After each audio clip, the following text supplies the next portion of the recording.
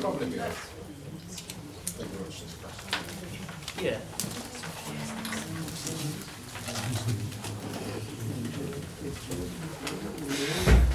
What's this?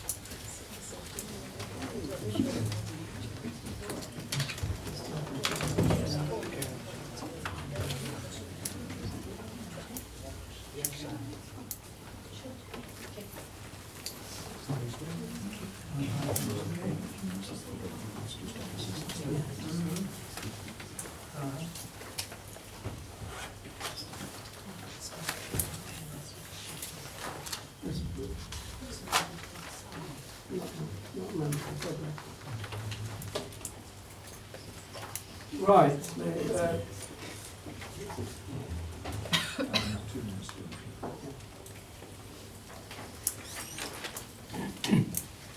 Could I just check that there are no members of the public who are not connected directly with the council that are still standing? Okay, thank you.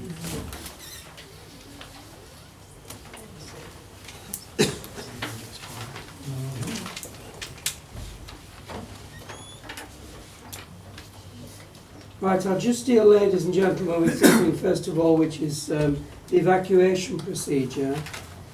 We don't expect a fire drill this evening, so if the alarm sounds, please evacuate the building quickly and calmly, using the stairs and not the lift.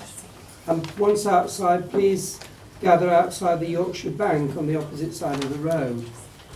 Exit by the door by which you entered the room, this one here, and then take the staircases, but officers will be there to assist. And if anybody needs assistance due to any disabilities or anything like that, please let an officer know. And please make sure all mobile phones are turned off or set to silent. And because members of the public have a right to film this meeting will be, in fact it may be filmed by anybody who is here, and also the council takes film now which may be used for a future broadcast, but that system is only just beginning, so we're only in the throes of setting that up at the moment. But as you can see, there are perhaps councillors or other members of the public who are doing their own film, and that is the law. The first proper item on the agenda then is to receive apologies, and there are none. The whole cabinet is here. Second item, declarations of interest, and some of these are actually written down. So are there any additional ones? Chairman, in relation to item 7, Borough Plan Submission Consultation, I will declare an appropriate interest, as I am a trustee of the Nicholas Chamberlain Trust, which has land interests in the Borough. I will take no part in the discussion and leave the room during that item. Okay, thank you. Any more declarations of interest? Thank you. Could I ask that people don't talk across the back of the room? Obviously, we shall be having people speaking, and it is helpful if people are cognizant of the fact of whoever is speaking. So, next item on the agenda are minutes. To confirm the minutes of the Cabinet meeting held on the 30th of November. Are those agreed? That is a true and correct record. Thank you.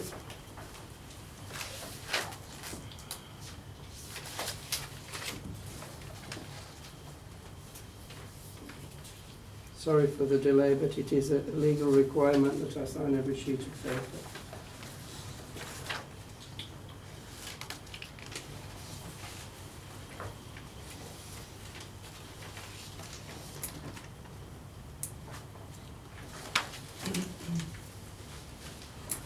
Thank you.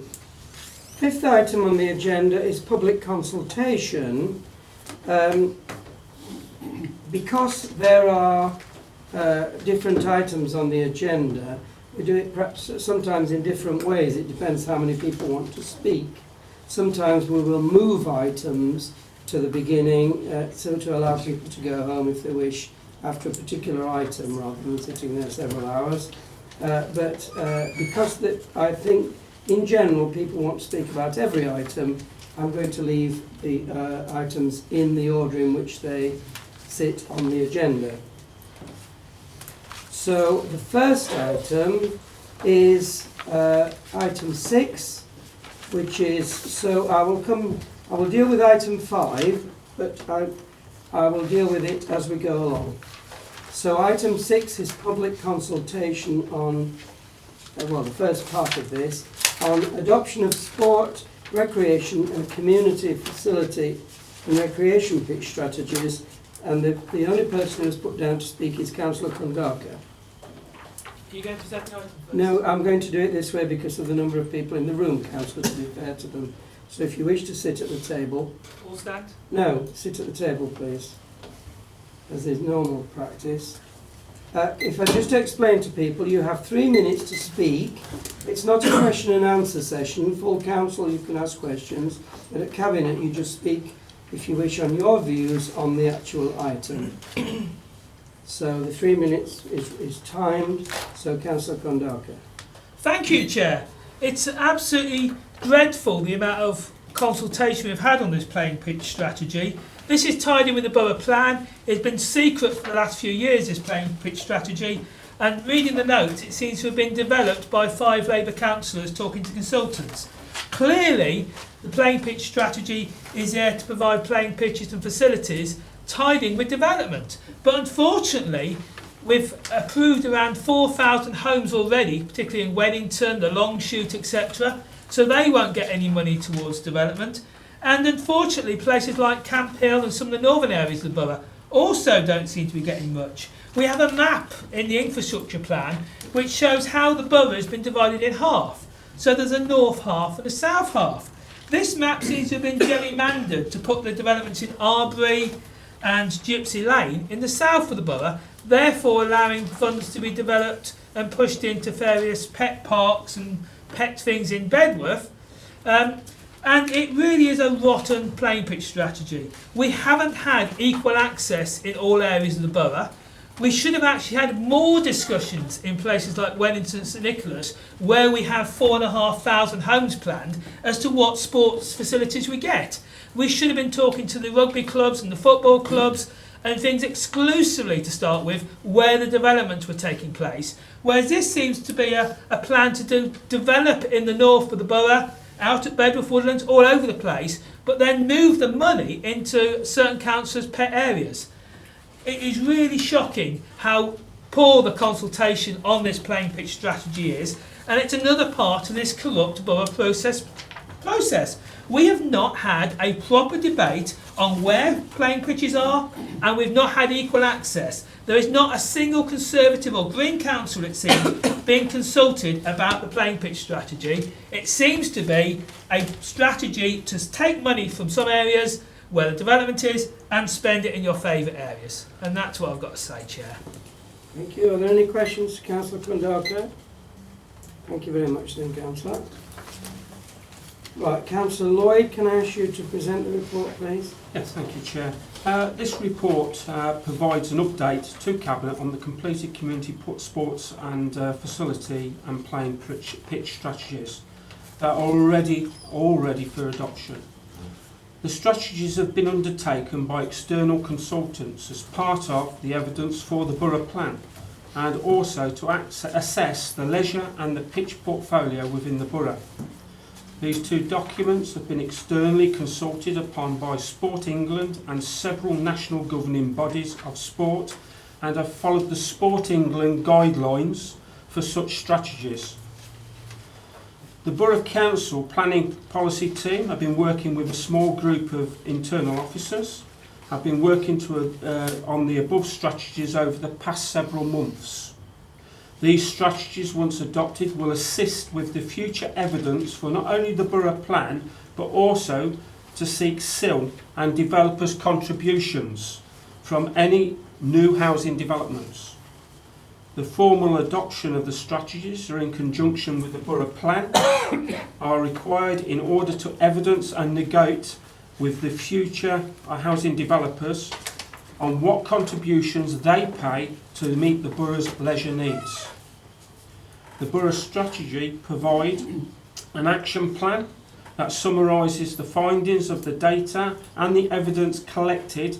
This will enable us to work towards delivering the priorities in the plan over the next 16 years, whilst meeting the changing environmental and leisure provision across the whole of the borough. Attached to the report are four appendices. Two appendices A and B are the executive summaries of the strategies. Appendix C and D highlight the main shortfalls in provision and suggest sites and areas that could support the borough's shortfall in going forward in the working in partnership. With over 50% of government cuts in the budget, we have to find new ways in stretching the money that we already have, whilst updating existing sporting facilities, developing new ones and still delivering a similar level of sporting opportunities within the borough. And these strategies offer the options to do this. Members are asked to adopt these two strategies and the summary action plans highlighted in the main development areas of Nuneaton and Bedworth Borough Council to work towards the delivering of them. In answer to the previous questions, there has been consultation with sport. Not questions. Don't ask questions. Comments. There has been considerable consultation with the sporting organisations throughout the borough, and a cabinet working. What I'm going to suggest is that a cabinet working party of 8 members be established, chaired by myself or the relevant cabinet member, to explore the options arising from the two strategies and develop detailed proposals for approval by cabinet. So members are asked to approve the two strategies, and in accordance to my last comments as well, to put forward a cabinet working group that can actually work through these extremely important documents. So hopefully that has answered all the questions, Chair. The points. Points. Yeah. Okay, I just want to make it clear, so we can't ask questions at cabinet, we can at full council. So first of all, is that seconded? No, second it. No, you didn't suggest any makeup of the... Yeah, the makeup of the working group, in line with the constitution, will be 6 members from the controlling group and 2 from the official opposition. Is that seconded? That's part of what you're suggesting. I take it. Any comments on that? Those in favour then? That's unanimous. Chair, I'll give the 6 members from the controlling group to legal later in the week. And we ask the official opposition to put this in. Okay. Thank you very much.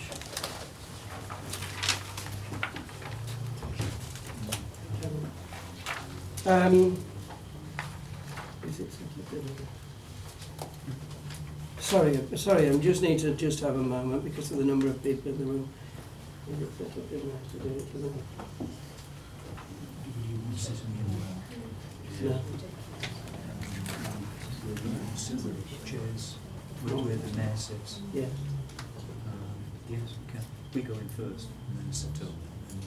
People through. I'm going to do something which is totally unprecedented and is not in the Constitution.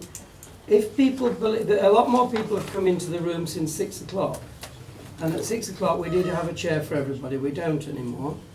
Now I'm going to ask you, if you want to stay here, we can stay here.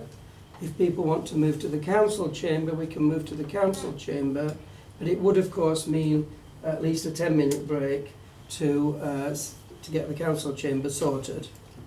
Could I ask those people who would like to move to the council chamber where there is plenty of room? Nobody. So people are happy to stay here. Okay. Right. So next thing is then the borough plan. So, it isn't to decide the borough plan. This is only in relation to the consultation that would be taking place. The adoption of the borough plan will be after consultation, much later on. But I have a list of speakers here, which starts with, again, Councillor Kondoka.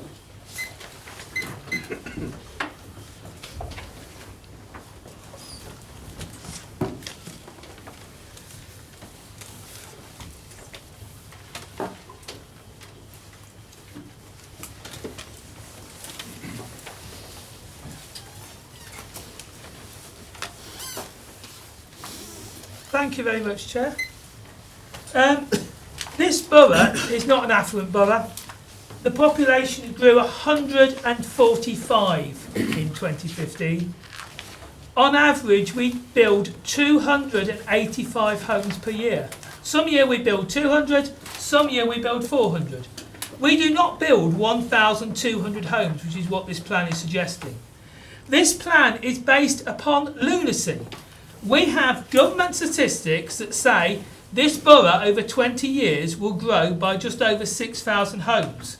That estimate is continuously being revised down as we lose more and more working age population.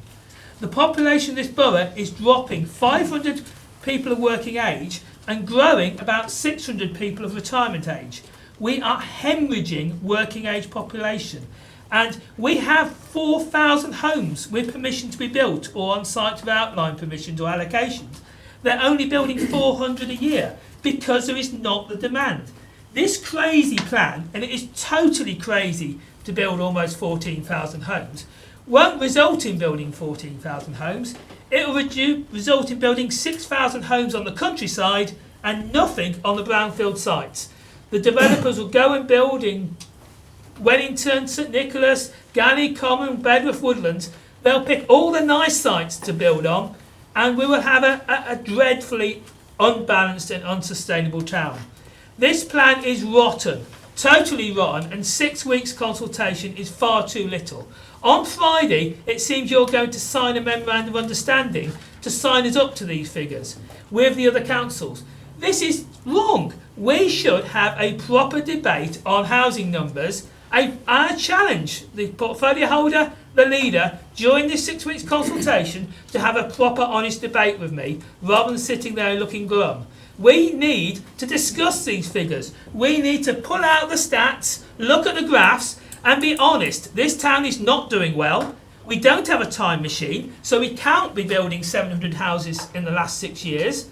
And going forward, to catch up with that target, we cannot build 1,200 homes. We haven't got £49 million to build all the roads that are needed for this plan. And there's no infrastructure, there's no new railway stations.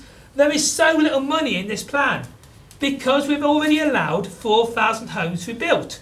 This is absolutely killing our town. We need a sensible plan based upon a sensible target of around 6,000 homes, and we need a plan based on jobs. We're losing all our young people because this council is fixated on building homes rather than building a community and a prosperous borough. A prosperous borough involves keeping the young people here, having jobs and having a prosperous town centre. Thank you, Chair. Thank you. Any questions to Councillor Kondoka? Thank you very much. Michelle Kondoka.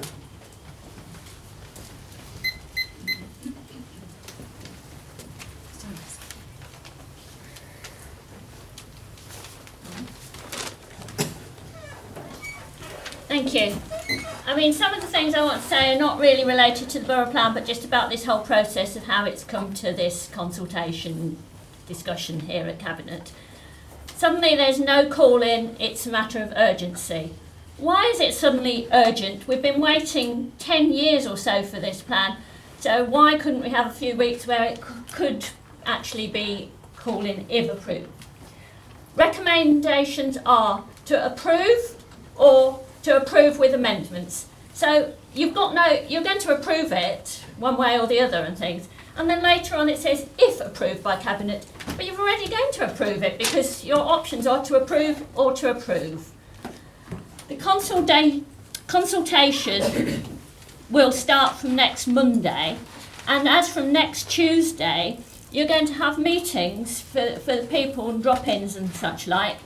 How do you propose to tell people? We don't have the local paper until next Wednesday. The posters and things, it says in your timetable, notices for community boards, 1 week for printing and delivery. The large JC Deco posters in town, 2 to 2.5 weeks. So I can only assume either those have already been printed on the assumption that this was all going to happen anyway, or these are not going to have anything about the meetings that people are supposed to find out more about and it's a huge document. I mean, I haven't had time to read a fraction of it, and that's just in the past week. So people need time to read at least some of the papers so that they know what questions they want to ask at these drop-ins. There are a few positive words in the proposed plan, but it's 10 years too late. And some of the things are absolutely bonkers. It's definitely not written by anyone who knows Nuneaton and Bedworth. I mean, since when has Abbey Green been a local district centre for the whole area which you designate HSG1, the north of Nuneaton, which stretches from Weddington to the Long Shoot? Abbey Green! You can't get to Abbey Green. It might, as the crow flies, yes, but unfortunately we are not crows. It's mad. I also want to know what's happening. I know you're not going to answer this because you don't answer questions, but what's happening about the sill?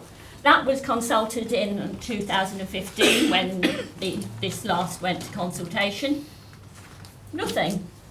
And when I say about 10 years too late, one of the things in the infrastructure saying that Pingles Centre, is not going to be adequate, not going to be big enough, not got enough facilities and what have you.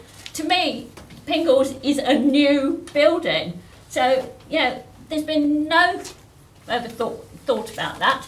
Some of the other things which are bonkers, why is the River Meads mentioned? It's not in our area. It runs in Leicestershire, Staffordshire, Derbyshire. Not even in Warwickshire, never mind our bit of Warwickshire. It's mad. Thank you very much, Mrs. Van Darker. Any questions? No, thank you very much. Davinia Kickham.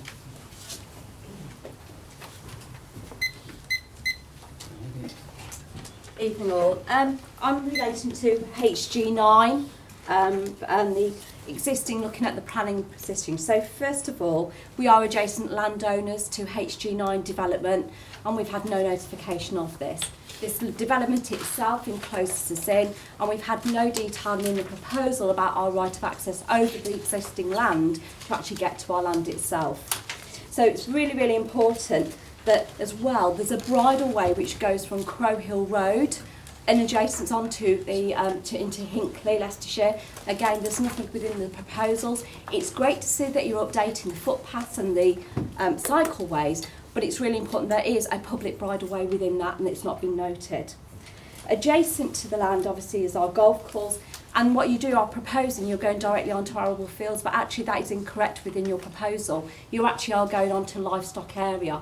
So the screening and everything that's to the north-east of this proposal is not existing within your plan. So certainly, for myself, the access onto the roads from Crow Hill and the two within there and onto Golf Drive and Wentworth Drive, I foresee if we're building 620 odd houses, there's going to be over 1,200 cars going through those main street. I would like to know, be reassured as a resident and a landowner there, that we've actually taken demonstration and looked at the traffic maintenance. 2 years ago, you tried to put through a leaf road and that got dismissed. Does that mean then, because if you're going to propose this, it means that that relief road is going to go from the Long Shoot right the way through into Golf Drive again? Clearly it's a residential area. So the developments of, for me, was, I see as also a financial contribution to the sites. 620 odd houses is actually going to need full schooling, education, and all I see is a financial contribution. Does that mean, again, you're going to split the proposal to developers so they actually don't have to put that infrastructure in place? And these are the things that are not answered within the borough plan itself. So for me, we've got to think about that more consideration before we actually agree to these proposals being made, not only to HG9 site, but actually to all the other sites as well, what is right for our community. Finally, it's Greenbelt area.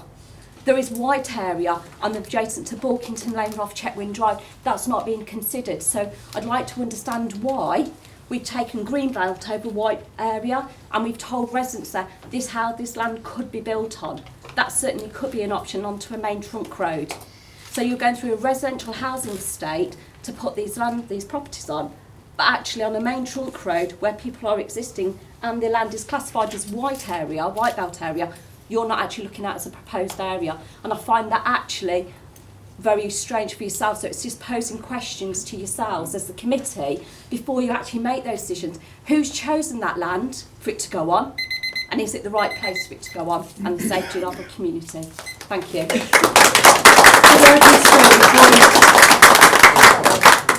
Could I just say before you, that in fact this isn't committee's, the cabinet is not making the decision today. This is for consultation that people will be able to put forward. Absolutely, and it's just about for you to consider that if there is a white belt area and it's been designated before in our plan, and the residents know about it, it's in a main area, then actually I think that should be into consideration of our proposals before making a go-ahead, which I wanted to make you aware of tonight. And I'm sure that you can put that forward and Yeah, your name will be down as a consultant. Tina Bass. Okay, I've been a resident of the borough for nearly 40 years and strongly object to many aspects of the latest borough plan. I haven't read everything in detail, but enough to make me very, very concerned and very nervous. I've got 5 points to make. One, I feel the plan is incomplete despite its size, in that gypsy and traveller sites are no longer visible. The location of such sites is of huge importance to many local residents, particularly considering the number of incursions onto private industrial land over the last year. Why are they no longer referred to? I would like the residents of this borough to consider those sites now as part of this plan and this process and not as some supplementary document somewhere further down the line. 2, the plan ignores overwhelming infrastructure problems. I think Councillor Conjur's already touched on those. I could speak about current traffic problems all over the borough, but I'll concentrate on just one here, which is the double island at the junction of Lutterworth Road, Golf Drive and Bulkington Lane. Building hundreds of houses at the end of Golf Drive is an appalling prospect, as the occupants of any new development would inevitably have to travel along Golf Drive to this congestion hotspot. The double island grinds to a standstill during morning and afternoon rush hours. I know because I just came down here to get to this meeting this evening. And the possibility of more cars adding to the congestion is not a pleasant one. I would like the Golf Drive development to be abandoned completely, as the current road system can barely cope with the current level of traffic. 3, the new developments at the end of Golf Drive and Attleborough Fields were introduced after the infrastructure report entitled Strategic Transport Assessment Modelling Report August 2015, which means that these 2 developments in particular have not had experts in transportation assess their impact. Broadly based on this report, I can tell you that the development would add an extra car every 20 seconds at peak times based on the Gypsy Lane figures. Perhaps the Planning Committee do not want traffic experts to undertake a detailed assessment of the new developments, as the conclusions seem really obvious even to me as a lay person.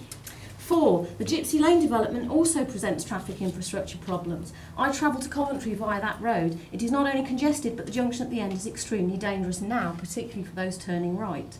I realise that plans have been made to alter the junction, but I am entirely unconvinced that this will alleviate all of the current problems, let alone any future ones. Also consider that in conjunction with the new Golf Drive development and the Attleborough Fields developments, the Gypsy Lane development leaves the road network in Wirestone creaking under the pressure.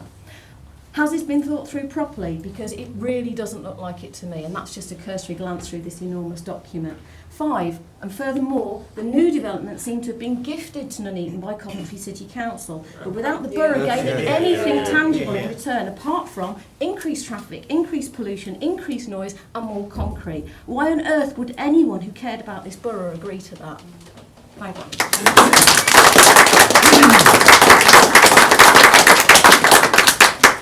Could I ask you to just be let people speak and let other people listen? Thank you. Barry Goss. Thank you, Chair.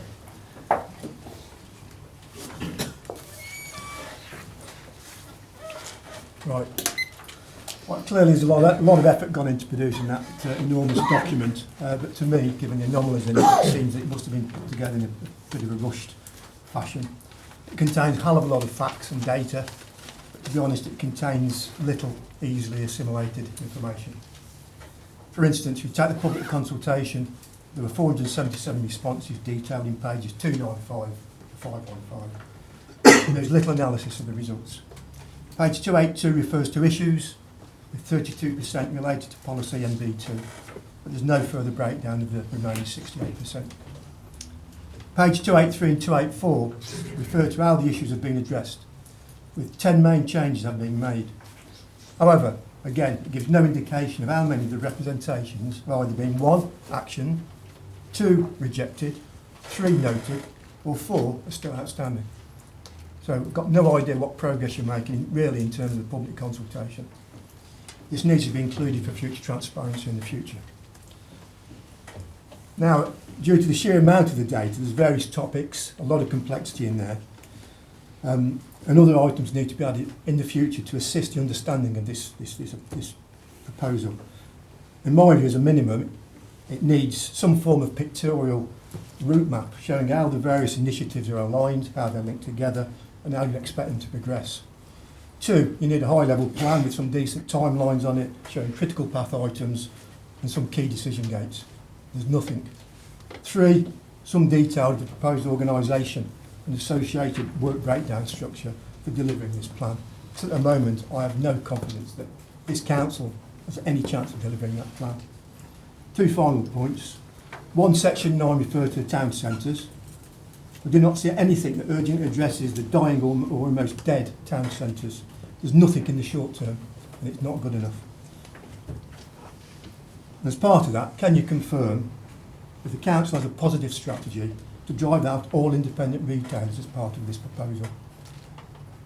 And finally, someone else picked one earlier, it is stated that the report not be subject to calling, again on the grounds of urgency. Whose urgency? You know, do you want it right now or do you want it right? That's the key. So why is this? Thank you. Any questions to Mr. Goss? Thank you, Mr. Goss. Councillor Goldberg. She isn't here. She is, she's stood at the back. Sorry.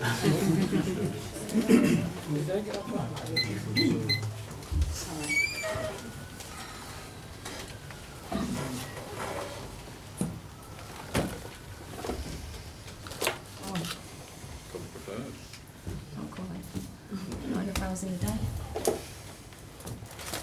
Oh yeah, where do I start with this? I mean, as you can see, I've kind of had a little bit of a go at it, but there's an awful lot. Anyway, wait till a minute. As you would probably anticipate, I've not prepared anything, so I'm just going to wing it. I have major issues with the absolute lack of anything based on infrastructure in this plan. Anything. I've asked for a map, I haven't got it yet. Arbery just seems to be getting pounded at the minute, absolutely pounded. We're getting rubbish traffic schemes with the Bermuda Bridge. We're getting all of this bump that nobody actually understands. I mean, it would take me a month to read through this and digest it and actually try and pick out anything relevant that needs further investigation. And God help us if it does need further investigation, because who's going to do it? I mean, look at it. You know, it repeats itself several times as well, which is something that's a bit of a waste of time. The council is positively engaging with all the relevant bodies during the plan making process. Really? I'd argue against that one. What have we got here? I mean, I just don't even know where to start with it. Work to address deprivation has taken place in Camp Hill, involving physical and socio-economic regeneration. That's brilliant what you do for my ward when you put 1,500 houses in there and no roads. Great. 1 school, primary education school. Well, what about when they all grow up and leave primary education? Where are they going to go? Anybody thought of that one? Because it's not in here. The infrastructure delivery plan, like I say, it is literally vaguer than vague as far as I can tell. There's nothing in there that bears any sort of meat or anything. You know, you can't put flesh on bones if you've got no bones, and your roads are your spine, your infrastructure is your spine of your developments, and there's nothing. There's absolutely nothing. I mean, a new distributor link road through the allocation will be provided to include primary access points on Heath End Road, Hazelway and Walshingham Drive. Well, you're building a nice loop there, but where's it going? Is that assuming that the Bermuda Bridge is going to be open? Because it must do. Do you know something I don't? And again, employment land in the area. UPS have got a car park now, because if the bridge opens, that's what's going to happen. And this, EMP4, was put forward as an alternative location for that car park, so we wouldn't have to take UPS land. And it was told at the planning committee that this borough had said that that land was too contaminated to build on. Yet we're looking here, and you want to build an industrial estate on it. An industrial estate with the site will deliver circa 9 hectares for employment uses, including parking that they weren't allowed to have to move because you said it was too contaminated. I mean, again, one thing for one and one thing for another, smoke and mirrors all the way along. Local centres. We're supposed to have a local centre down Bermuda Village. 7 years, we're still waiting for it. I mean, literally, I could go on. Thank you, Councillor Gorby. Any questions, Councillor Gorby? Councillor Grant.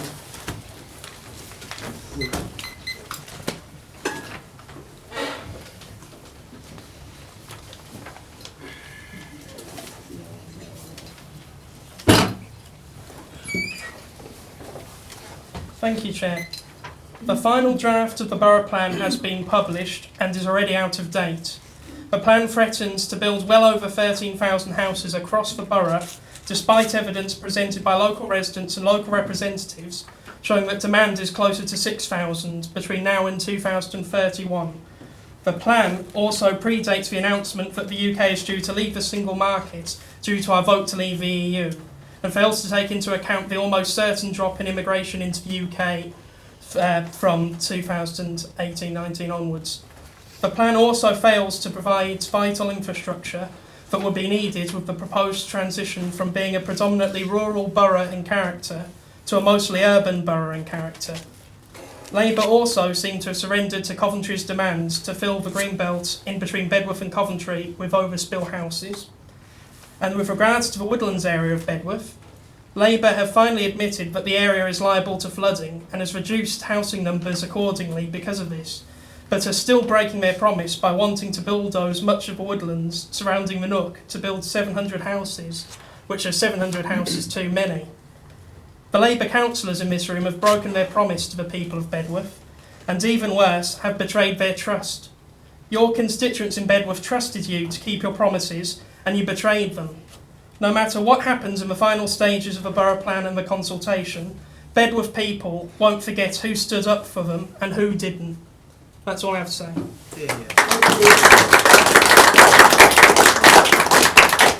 Councillor Wilson.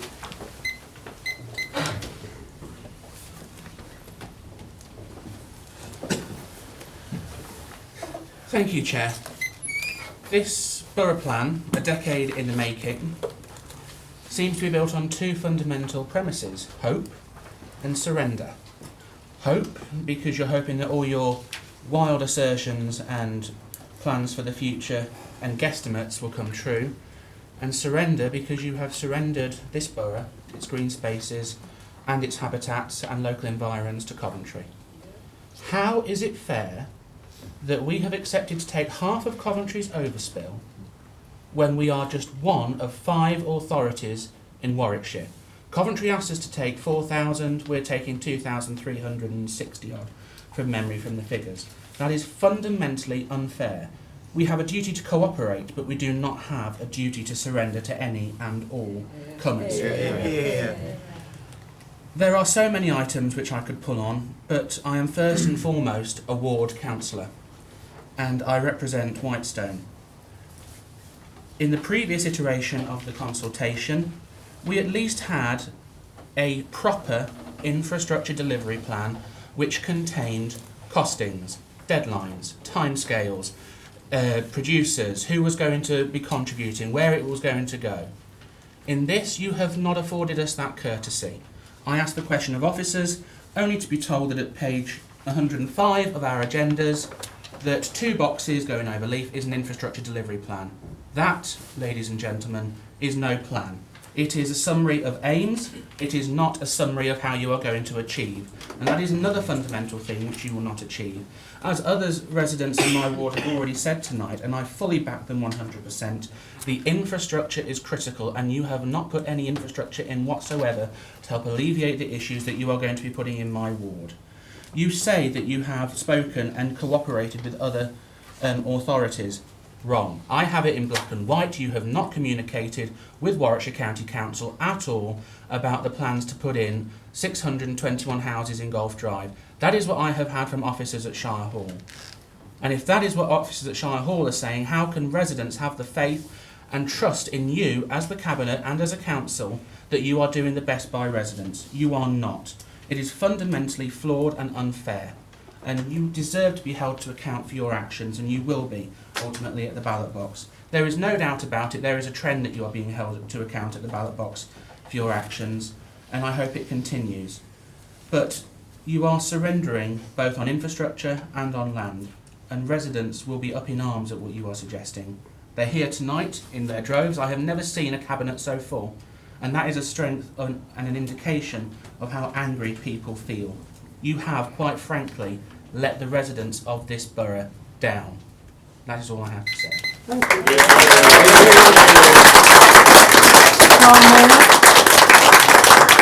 No questions from councillor. Nobody put their hand up. Carl Mayer.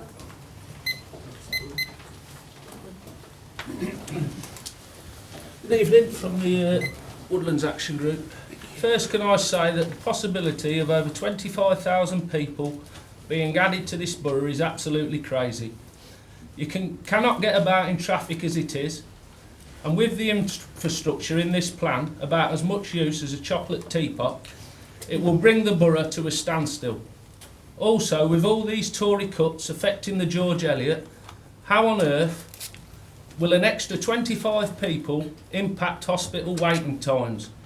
No wonder a Labour councillor from Coventry wants to shut the George Eliot down. This council, in its response to the last round of public consultation, has certainly listened a lot more to the likes of Barton Wilmore and co. In fact, I would say they have bent over backwards to do everything possible to help developers. The man in the street who will be affected by this new crazy local plan has been ignored as per usual. You, the councillors, should be looking after the interests of the residents of this borough.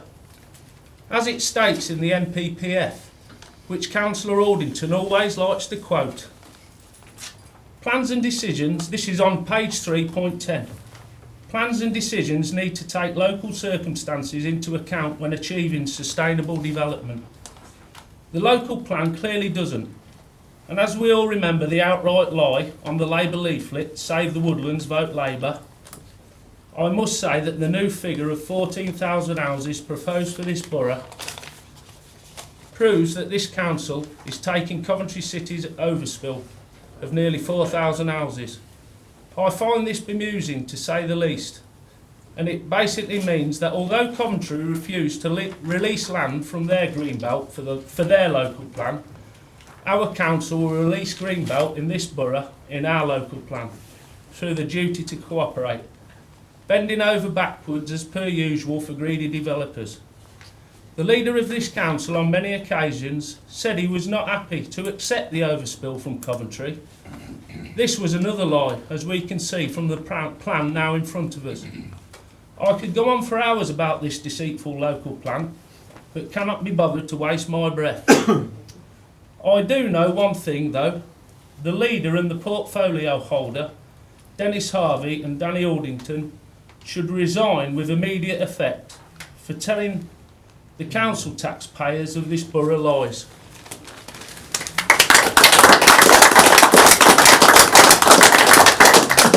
No questions? No questions, Mr. Mayor. Surprise, surprise.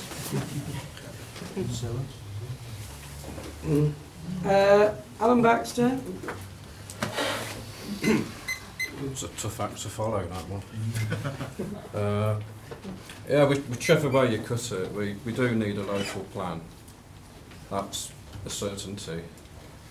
Well, from a positive end, I was really pleased to see the Judkins site that big parcel of land between the railway and the canal included in this edition of the plan. That's been sitting there unused for years, and it's a good prime location near the town centre, although when it's built on, the view of the waste processing plant next door will probably put a few people off.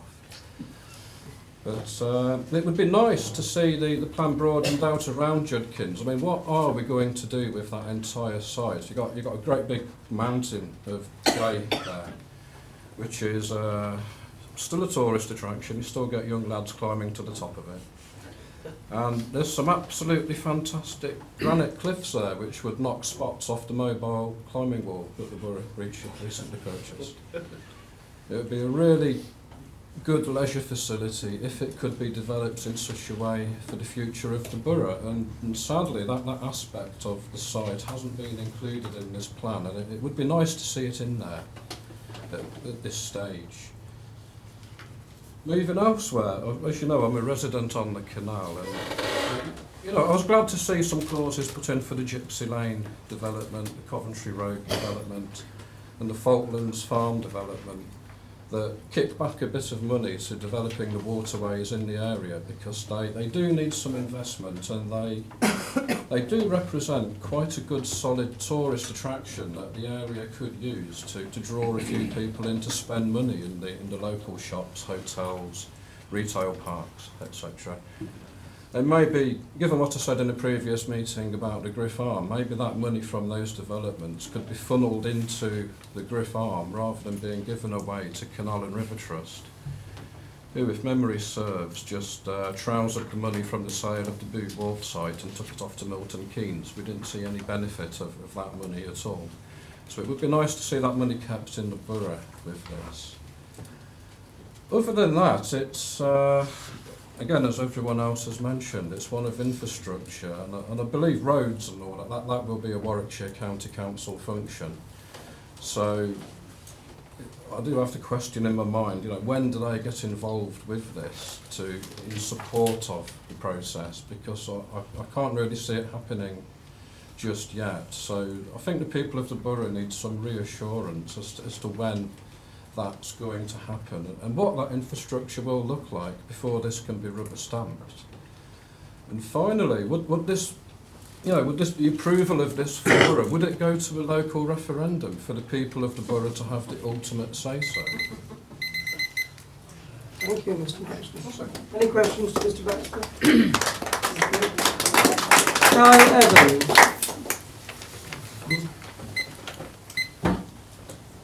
Thank you, Mr. Chair. As a resident of Bedworth, the plan made by this authority to build over 1,500 houses on the green belt and green land around Bedworth really does concern me. In particular, I'm concerned about the developments on the Woodlands, Hospital Lane and School Lane. Whilst I am in part in support of the Council's recommendations to build housing on brownfield sites and derelict land across the borough, the substantial majority of housing will be built on our precious green spaces. Building more housing on green areas will impose significant risks upon us and local habitats. The environment is important. It is of course one of the major things that keeps our local community a more sustainable and less polluted place. Mr. Chair, I did want to share this. It's a pledge made by the Labour Party during the 2015 general election, and you'll find it on page 56 of your manifesto. It is as follows. We feel passionately about our local landscapes, our open spaces and wildlife. Land and nature are part of our common home and inheritance, and they contribute to our sense of identity. In a globalised world, our local environment provides us with a sense of place and belonging. How this plan ensures that we protect local landscapes, open spaces and wildlife whilst building on greenbelt land really does confuse me. Mr. Chair, yet again, this local community has had another promise broken by the Labour Party. Secondly, Mr. Chair, what really does concern me is how public services will cope. With an increase in population, looking at it in the long term, will a Bedworth child be able to go to one of the 2 secondary schools in Bedworth, or will they have to travel further afield to Coventry or Nuneaton? And what about the NHS? Will local GP surgeries be able to cope with the sudden surge of people wanting to use its services? What about transport? In Bedworth and Nuneaton, roads are already gridlocked at peak times. I dread to think what it'd be like with a higher population. It's okay saying in the infrastructure delivery plan, that there needs to be more provision for school expansion and for new GP surgeries, but where is the money actually meant to come from to make way for this new infrastructure? As I briefly mentioned earlier, I am in part happy to accept the recommendations to build housing on brownfield sites and derelict land. However, there are some sites which do confuse me. For example, Cheverell Road, I hope I pronounced it right. The Borough plan states that 13 houses will be built, I presume on the old playground, which is no longer in use. What I question is how you'd be able to fit 13 houses on there. 5 or 6, possibly, but not 13. Another example is Charity Docks, where the plan specifies 66 houses will be built. But again, that questions me how you'd be able to build 66 houses on Charity Docks. And also, what the Borough plan does not specify very well is what type of housing will be built. Thank you, Mr. Evans. Any questions to Mr. Evans? Okay, thank you. Isabel Jakes.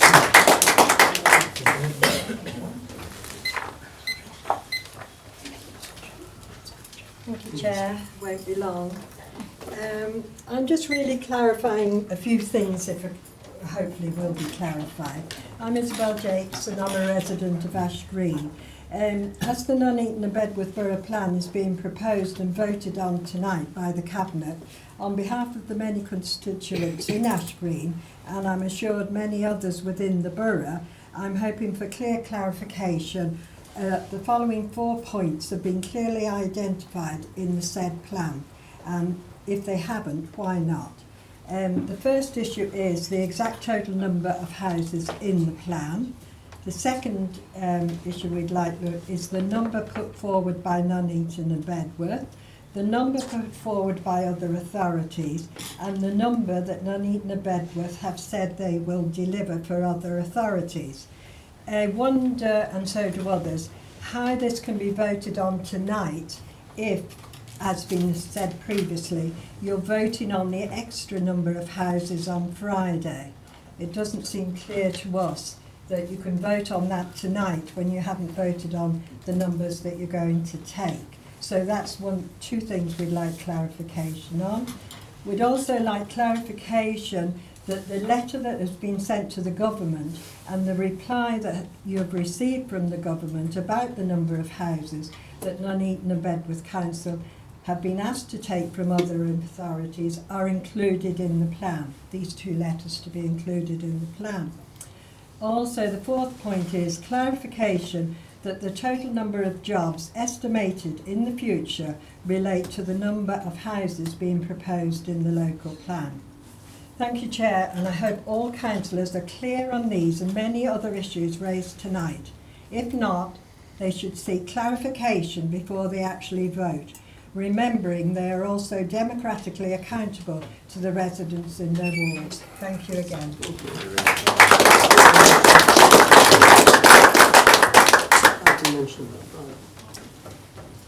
Councillor Tromans.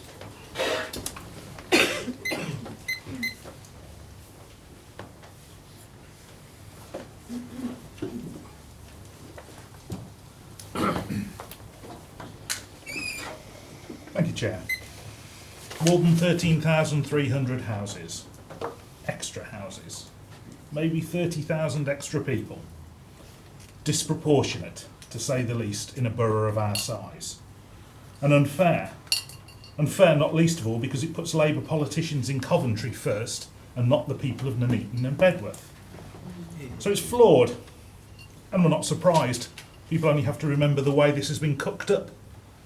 Secretly, behind closed doors, with a working party that wasn't open to public scrutiny, that closed people out, that didn't even keep minutes of the meetings. Tonight, we've had even more of it. There's a press briefing, but it's a secret one because opposition members weren't told. And when we were tipped off and tried to turn up and take part, we were excluded. Disgraceful. I'm not surprised that it is such a flawed document. And I'm not surprised that Labour Cabinet members didn't want people to see. because apparently all sorts of reassurances were made about detailed infrastructure delivery plans. But there are no solid detailed plans for infrastructure in that document, despite its size and weight. And let's explain to the public why that is. Because the ability to raise large sums of community infrastructure levy, SIL as you've heard it called, the money that they charge all these builders that are making a fortune out of digging up the greenbelt, the ability to charge that is dependent on having a properly adopted borough plan, like most other local authorities in Britain have, but these lot haven't produced for us despite more than 7 years.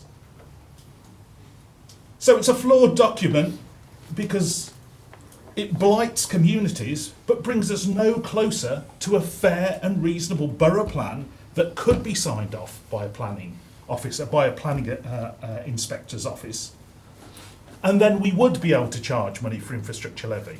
But at this rate, it will be too late. The houses will be built, the green belt will be forever gone, and we won't have roads, we will have gridlock and no schools, and we will know who is to blame. Again, you have failed.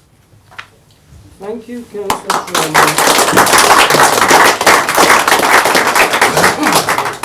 Angela Reeve.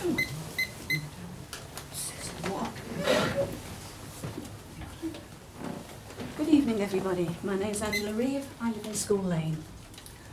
There have been some excellent addresses given tonight, and I'm very well aware that the points I raised have already been broached. But I make no apologies for broaching them again. And that is the inflated figure being used for housing requirements within the borough. Also the fact that there are sufficient brownfield and whitefield sites to be used, so greenbelt and green lung areas don't need to be encroached upon. This is further exacerbated by the hugely overblown figures from Coventry Council, resulting in Bedworth taking overspill. These figures are based on a floating student population, which has already been proven to be totally erroneous. Yes, there's a duty of cooperation, but there's also a duty of loyalty to your own borough. Yes. I would further endorse Councillor Kundaka in wanting a full discussion of the plan, the targets and the needs of the inhabitants of the borough. One that is built on the needs of the community and not the overspill from Coventry, or facilitating the wallets and convenience of the building fraternity. I would further endorse that there is no need for overspill from Coventry, and the borough should not under any circumstances accept them. That's what I have to say.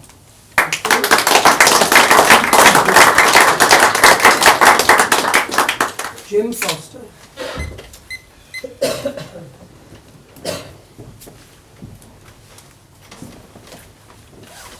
Thank you very much, Chair.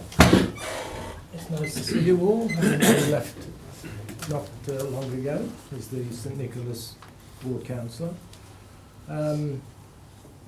I was here in November talking about the borough plan because it was only at that time that you came out with the fact that you were adding you were adding one to the councillor who was sitting on the working party, which they didn't take up as it happened for good reasons.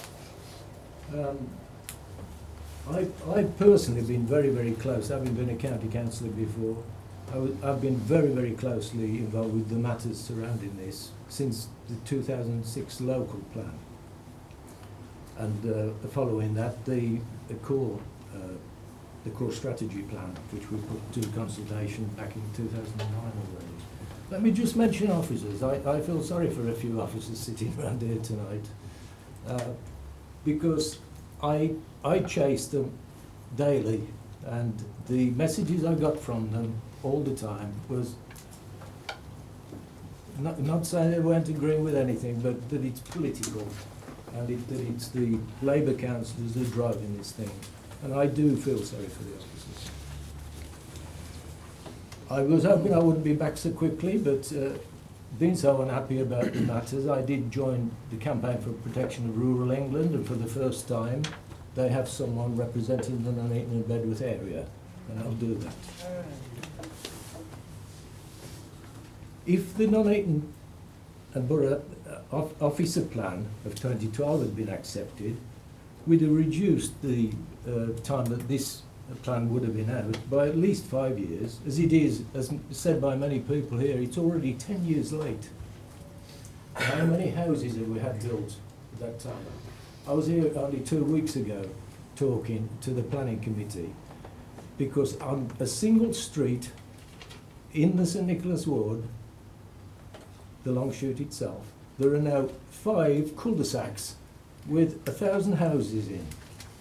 And the plan is to try to get some money. I talk frequently to the county council, trying to get money to pay for roads which were on the original plan, the officer plan of 2012.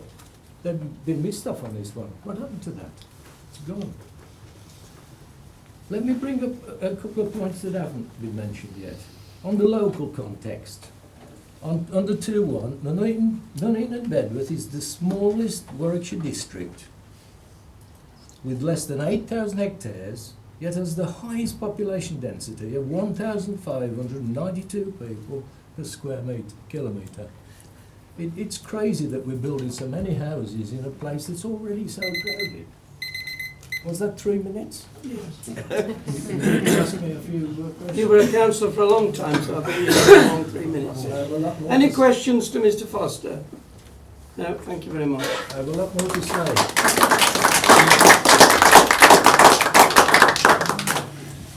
Right, I will come to Councillor Aldington now to present the report, which, just to clarify for somebody who spoke earlier on, is not adopting the borough plan, it's about putting the borough plan that is proposed out to consultation and for people's opinions. Councillor Aldington. Thanks, Chair. I was going to make that same point. The report before you seeks approval to consult on the borough plan for a final time before examination of the document by an independent inspector. The document itself is attached as Appendix A and is accompanied by an infrastructure delivery plan, sustainability appraisal and habitat regulations assessments, which are attached at Appendix C and D and will also form part of the consultation. It's been mentioned a couple of times, Chair, about the size of it. I'll perhaps come over to Kelly a little bit just to explain a bit more about that. But at the end of the day, that's what the council has to put it in this format, and it has to be this big. I understand it is a huge document, but we can't get away from that. We have to put it into this format. So perhaps Kelly in a little bit can just clarify that a little bit further. The content of the borough plan has been reviewed and updated following the consultation at the end of 2015, the details of which are outlined in Appendix B. It also addresses the request to take additional housing and employment development to ensure that the needs of the sub-region are met in full, in line with the government's duty to cooperate. As outlined in 3.4 of the report, the borough can only accommodate around half of the number it has been asked to take from Coventry, and so further discussions with the rest of the sub-region will be required so they can deal with the shortfall, basically. Just on a couple of figures, it's been mentioned that we're taking basically all of the housing overspill from Coventry. Warwick is taking 6,640 houses, and Rugby's taking 2,800 of that overspill. If approved this evening, consultation on the plan will start on the 30th of January 2017 and run for 6 weeks until the 13th of March. Just to clarify further, Chair, then the process will be that will then come back to Cabinet and full council, and then it will go to the inspector, planning inspector in May of this year, and then it's down really to their timetable as to when they hear that plan. So once it's been sent to the inspector, it's basically up to them to take the timetable further there, and it's probably October, November time this year that they will actually hear it. Details of the consultation proposal are outlined in Appendix E and include a series of drop-in events across the borough where residents will be able to view proposals in more detail and speak to officers about the content of the plan. We have done these previously, and also as well it was mentioned again about the what it says and what it doesn't say, and I think Kelly, you're going to produce, or a guide is going to be produced, which sort of summarises the key points really that hopefully will be a bit more digestible than what we've got here. There will be information points in each of the borough's libraries, as well as the town hall, and the consultation will be promoted via a range of media, so it'll be available on our website, etc. A lot of things have been said tonight, Chair. I did want to pick up on one thing, and Kelly, I just wanted to ask you a question, and it was around the consultation with the infrastructure providers. Can you confirm that we have had ongoing talks for many years with infrastructure providers, such as the County Council, who deliver the road networks? Yeah, we've got an infrastructure planning and delivery group which is chaired by the Managing Director here at the Council. We also meet with them on an individual basis as well, and as you say, it's been an ongoing process during the course of putting the plan together. Yeah, so basically what was said tonight was that there's written submission that we have not had no contact with the County Council is actually false. That can't be true. Thank you. I'd just like to say any questions that the Cabinet do have, Kelly and Dale are here, will answer those questions. Kelly more so on the housing side of it, and Dale on the employment side. And I would just like to give my thanks on behalf of myself and the Cabinet to the officers for their continued hard work on this, because they have been nose to the grindstone on this for a long time, Chair. So I just want to add my thanks to those officers. Okay, thank you. Before I bring the Cabinet in, I would just like to correct something that has been said earlier. At a meeting several months ago, held in the Town Hall in Leamington, I believe it was. Yeah. And I know two people in this room were there, I believe. I was the only council leader in Warwickshire to refuse to sign the joint agreement on the increase in housing, which proposed 4,000 houses. I made very strongly the point that this is an urban area already. It is not a rural area. Very little of this area is rural. We have got so many people, the density, I think somebody's referred to this, is very high already here. And I refuse to sign that agreement. There is a further meeting on Friday, that is at Shire Hall, which I believe is a public meeting, but I don't have control of that, which I shall be attending, at which results will come back of what sort of numbers are being now suggested for the different authorities. But just very clearly, I did not sign the agreement in spite of sustained pressure from the other 4 Warwickshire districts, who are all controlled by the Conservatives, who were at that meeting. But I have to be fair, none from Coventry. I have had no direct contact with anybody at all from Coventry, officer or member, pressurising me or this council to do anything otherwise. The duty of cooperation in relation to the area as such is a legal requirement on us, and it has not come from any pressure on me or the Cabinet from people in Coventry.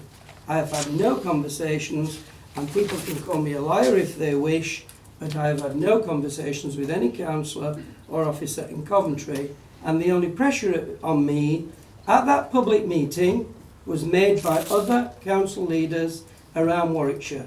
In fact, one officer from another council was extremely rude because I would not sign the thing on behalf of Nuneaton and Bedworth. Chair, can I just say on that as well, I think it's important that we still refused to sign that, and you've still refused to sign that as leader. However, we did have a clause inserted into that, which was that based on our, as you've said, national government policy that we have to follow about the strategic housing market assessment, that we would take the number that we could physically take, which we are doing in here, which is the 2,300 houses. Other authorities, as I've already said here about Warwick, 6,640, we just took those houses without any consultation, I understand, whereas you at that time refused to do that, and as a result, as opposed to 4,000 houses, it's come. If I had agreed to sign it, we would now have 4,000 already in this document, but I wouldn't. Just on a secondary point, could I ask Councillor Aldington, how many times the Conservative group on this council have attended the Borough Plan Working Party on which they have members, places, in the last 2 years? In the last 2 years, Chair, none. None, thank you. Do we have any other questions from Cabinet members? No? Well, this is to go forward for consultation. Obviously, a lot of people will have strong views. A lot of people outside this room will have strong views. There's a population of 126,000 in this borough, and this will be available for people to be able to make their views known before it comes to full council, I believe, for adoption. Cabinet first and then full Cabinet council. and then full council for adoption later, bearing in mind any amendments there may be. So everybody will have another chance to make their views known. So thank you all for coming along this evening. But all those in favour of this now going to consultation? Okay, thank you very much. So that is, thank you again for coming along. If people want to leave the meeting now before we go on to the next item, we'll have 5 minutes break.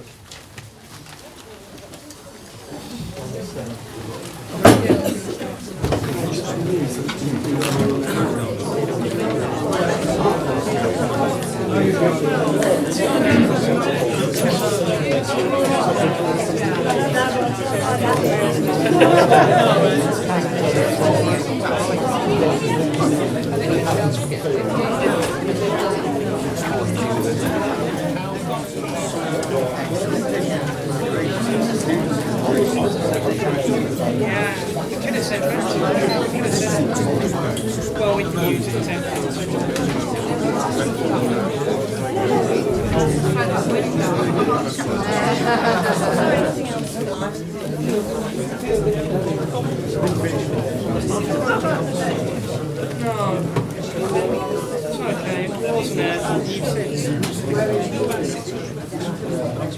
Oh, I know.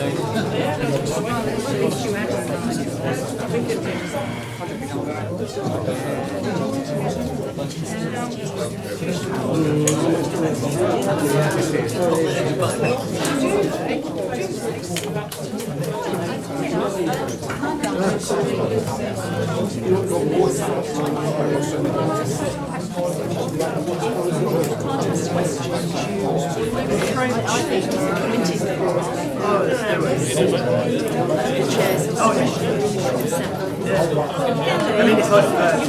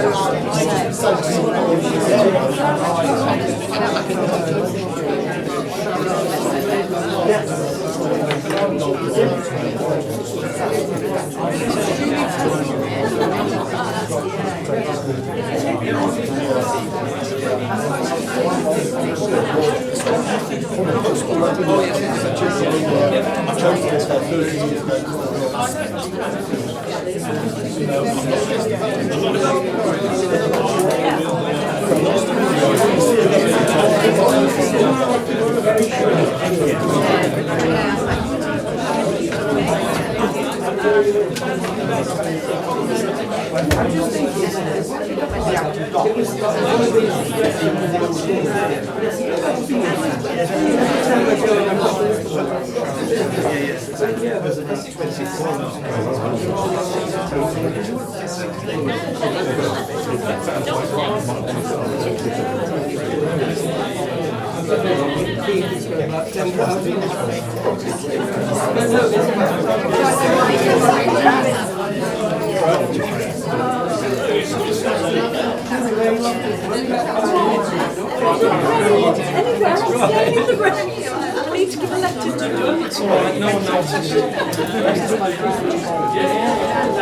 It's a digital design. Sorry to interrupt.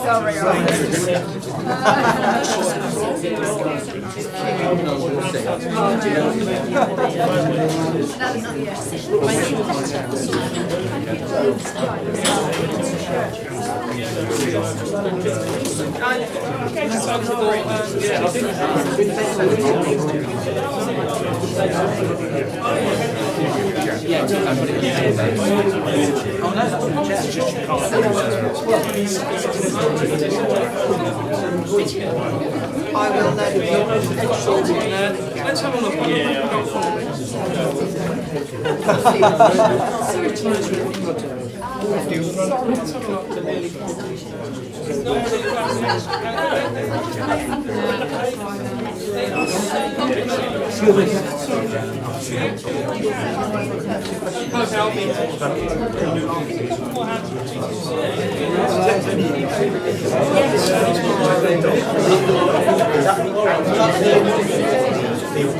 Yeah, I was in a conference one day and a bit of receptionist territory. And I had my phones for shop at what's that one? You have my email address. You can email me.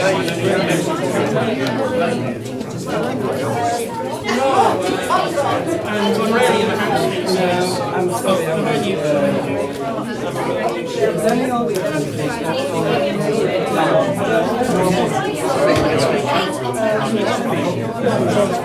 If we could actually make a start, ladies and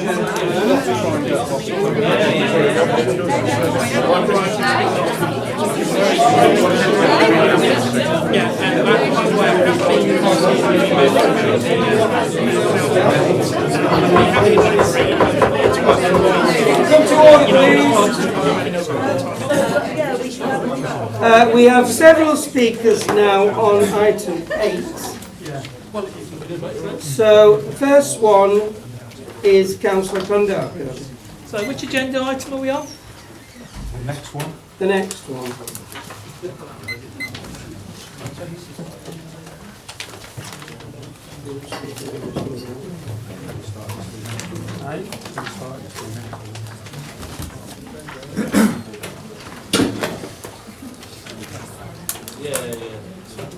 Sheltered housing, right.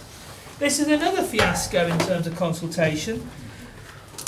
Back, we had a cabinet meeting, private papers at the end. Consultation started in November time. 14 people expected to look after all our sheltered housing that used to be looked after by 50 people. I'm really pleased the council has now worked out that we needed to do something to change these plans, and actually we'll now have 28 people doing the job that used to be done by 50 and not 14. So on the glass is half full stage, yes, it is marvellous that we've actually put some money and some people back into the plan, but obviously we've still got over 20 people losing their jobs, and we've still got people who will need to either move accommodation or have extra care people coming in to look after them. So there are still big concerns. And this consultation process has been done absolutely appallingly. Right at the start, 2.5, 3 years ago, we knew this was coming down the line.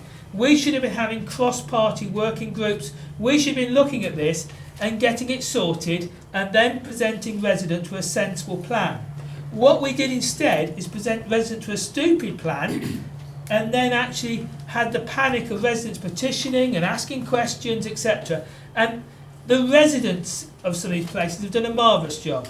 They've actually hassled the officers, got relatives to write in, they've raised petitions which were directly rejected by the managing director, but they have actually campaigned, and it's credit to the residents to actually raise the issues to actually get a better scheme. So we're now saving 28 jobs. Very importantly, we've got in here the emergency wardens, because one of the big fears was this: the warden is not on duty now, in the evenings there's no one around. So saving the emergency wardens was actually very important, and also saving the communal lounges, because one of the things that people treasure in those places is actually not just being stuck in their bed sit or their flat. So things have improved, but it has been an appalling process, and we should never do a consultation like this before again. We should actually take things to scrutiny, We should iron out the problems, have the discussions, and then start talking to residents once we've actually done the sensible things first. We've worried a lot of people needlessly, and I say it's been a massive strain on the public. Yeah, I don't know any consultation that's been done as badly other than borough plan consultations. So secrecy, appalling consultation, rejected petitions. This is another council farce, and I'm just pleased we've actually saved some of the jobs. Thank you, Chair. Any questions to Councillor Kondalka? No, thank you. Michelle Kondalka.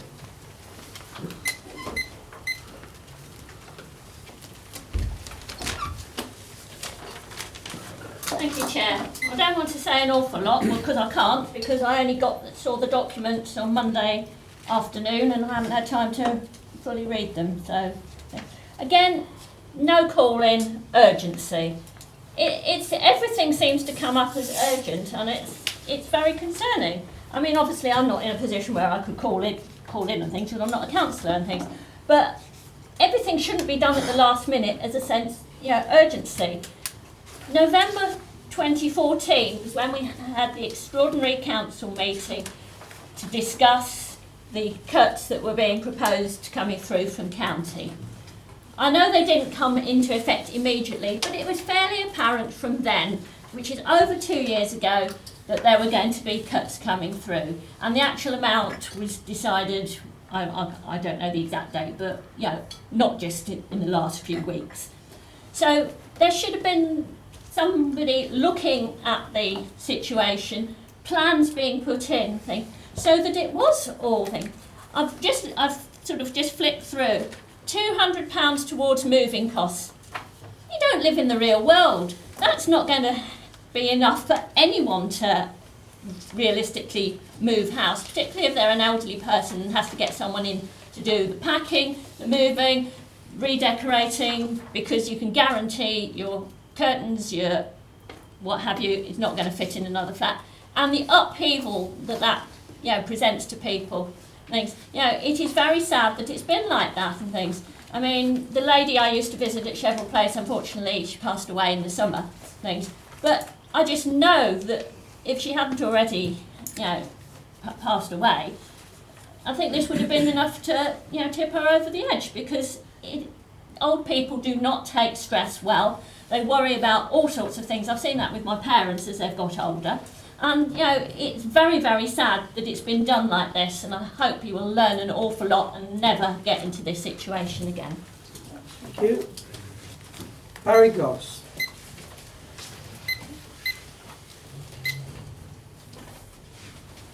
Thank you, Chair.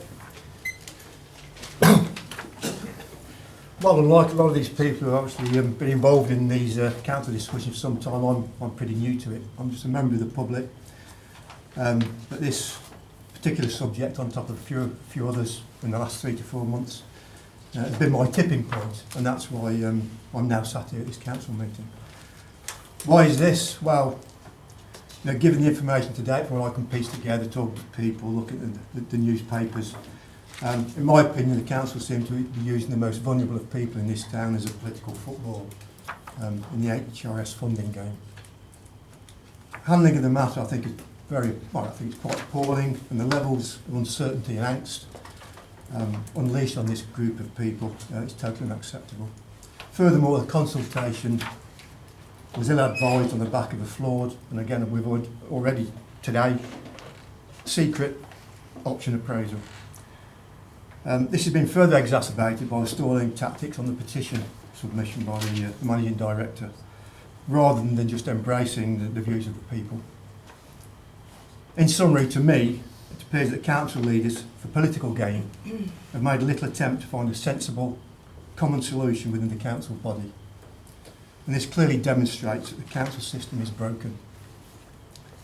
As a result, I cannot see why we, the public, should have to continue to put up with the current way in which the council executes its business. People are disenfranchised or marginalised rather than given the opportunity to properly participate.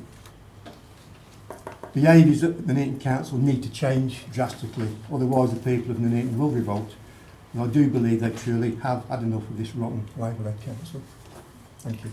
Thank you, Mr Goss. Councillor Golby.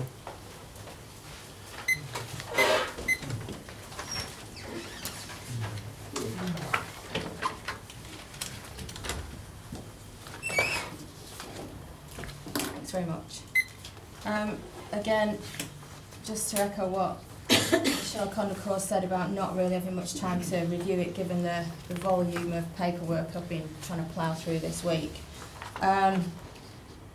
However, it is welcomed that we now do see an increase in staff retention with regards to the sheltered housing support, because I know a lot of people, these are one of the most vulnerable sets of people in our society, and you know, I know that you're going to go on about the Tories and it's cuts from county and everything. We've known for a long time that this was going to happen, and it seems like, you know, everything's rush at the end again. In the document it says that the proposals to alleviate or to defer the voids was known on the 24th of November. So given, you know, a little bit of extra time, say from the start of December, it's been known that we were going to have extra money in the pot. And now we're only getting to it now that actually we're going to do something about it. I do actually believe that there is more that probably could be done. In fact, I'm quite convinced that there's more that could be done. But it seems, to people out there that I speak to, again, it seems that this has been politicised too much, because it's being used as some sort of cheap point scoring exercise to, you know, or a stick to beat the Tories with, because it's the nasty county council and rah rah rah. Well, they're dealing with cuts as well, and they're cutting their cloth accordingly, and you can't sort of say that and then not deal with your own house and put your own house in order. We have to deal with the situation as it is for us. We can't change anything about what's going on in Warwick. We can't get any more money off them. We need to accept the situation as it is. So, you know, we've known since the start of December that we were going to have more money in the pot. I mean, the question was, I know you don't answer questions, but did you know that and then you sat on it so you could swoop in at the end with these extra people and make yourself look good? Or has it literally just taken this long to figure out some extra bodies and where they can fit in? It's not clear. It's not clear at all. Again, the minimum working balance in a couple of years, when that money then has to be paid out, will we face this again? Will we be looking at more redundancies again? You know, I'm just throwing the questions out there. I know you're not going to answer them.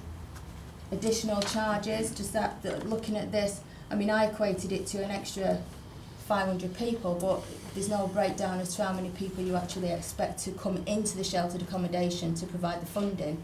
And a term that was mentioned to me yesterday that I found was quite interesting, elasticity of need. Has that been taken into consideration?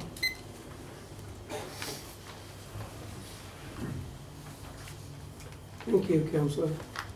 Can I just say, are you aware, because I can ask you questions, are you aware as a councillor, I know you're a relatively new councillor, that you can ask the officers about any information you wish, and in fact you can ask questions at full council? Thank you. Don't mean I'm going to get an answer though, does it? Councillor Wilson.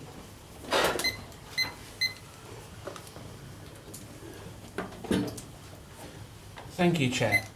I think first and foremost the report is to be welcomed by all who sit around this table and all who will be affected, because any job saved is a job that is welcome within the borough, that is especially needed to protect the most vulnerable in our society.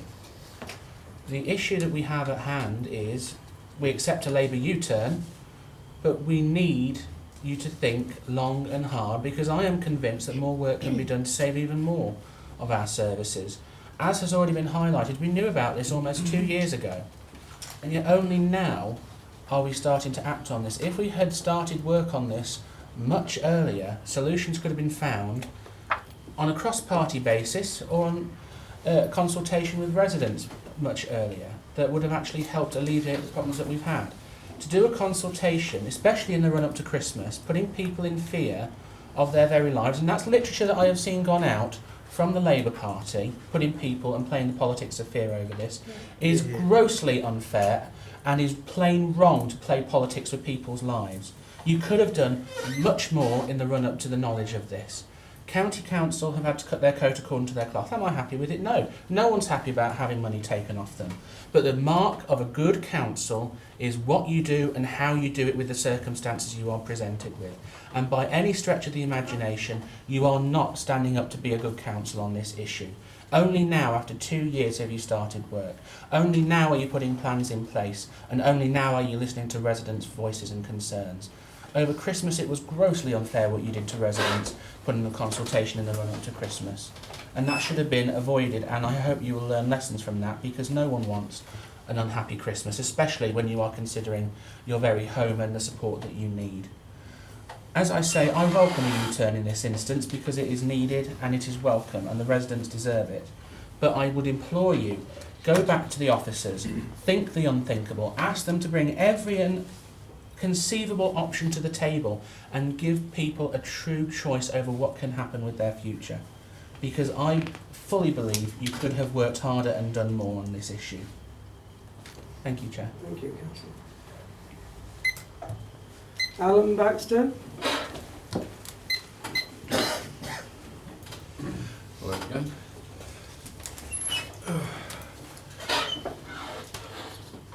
I cremated my last auntie just yesterday, and she lay in the hospital for about 6 months because she was unable to go home and care for herself there.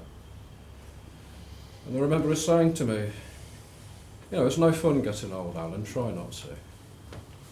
And she's right. I mean, she couldn't do things. She couldn't make a cup of tea because of the arthritis in her hands. She couldn't get up sometimes if she fell over. There was one time she fell over. It was 2 days before she was found. She had broke her hip, and she was lying there in pain for 2 days. And these are the problems some old people face in their own homes and in these complexes. And I can fully understand how valuable the sheltered services and the warden services, and we should be doing our utmost to preserve them, because we do have in this borough an ageing population.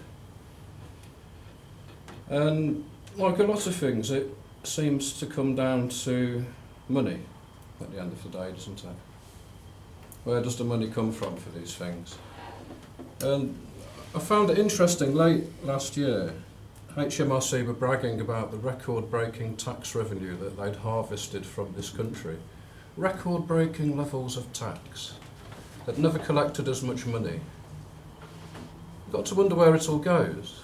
I mean, council tax-wise, everyone's paying the council tax. That never seems to decrease, does it? We're all paying that year in, year out. And you wonder where it goes when we're facing these cuts. And I'm wondering, when it comes to money, are there alternative funding streams that could be made available for these sheltered complexes? The Royal British Legion, for example, they may have funding available for ex-servicemen, which I should point out includes national service. They do support people that did the national service, and they're all getting into their 70s now, I believe, looking at the cut-off date for it. And there's charities like Age Concern and Age UK. They may have funding available on a case-by-case basis to help provide that sort of ward and coverage for people that need the help.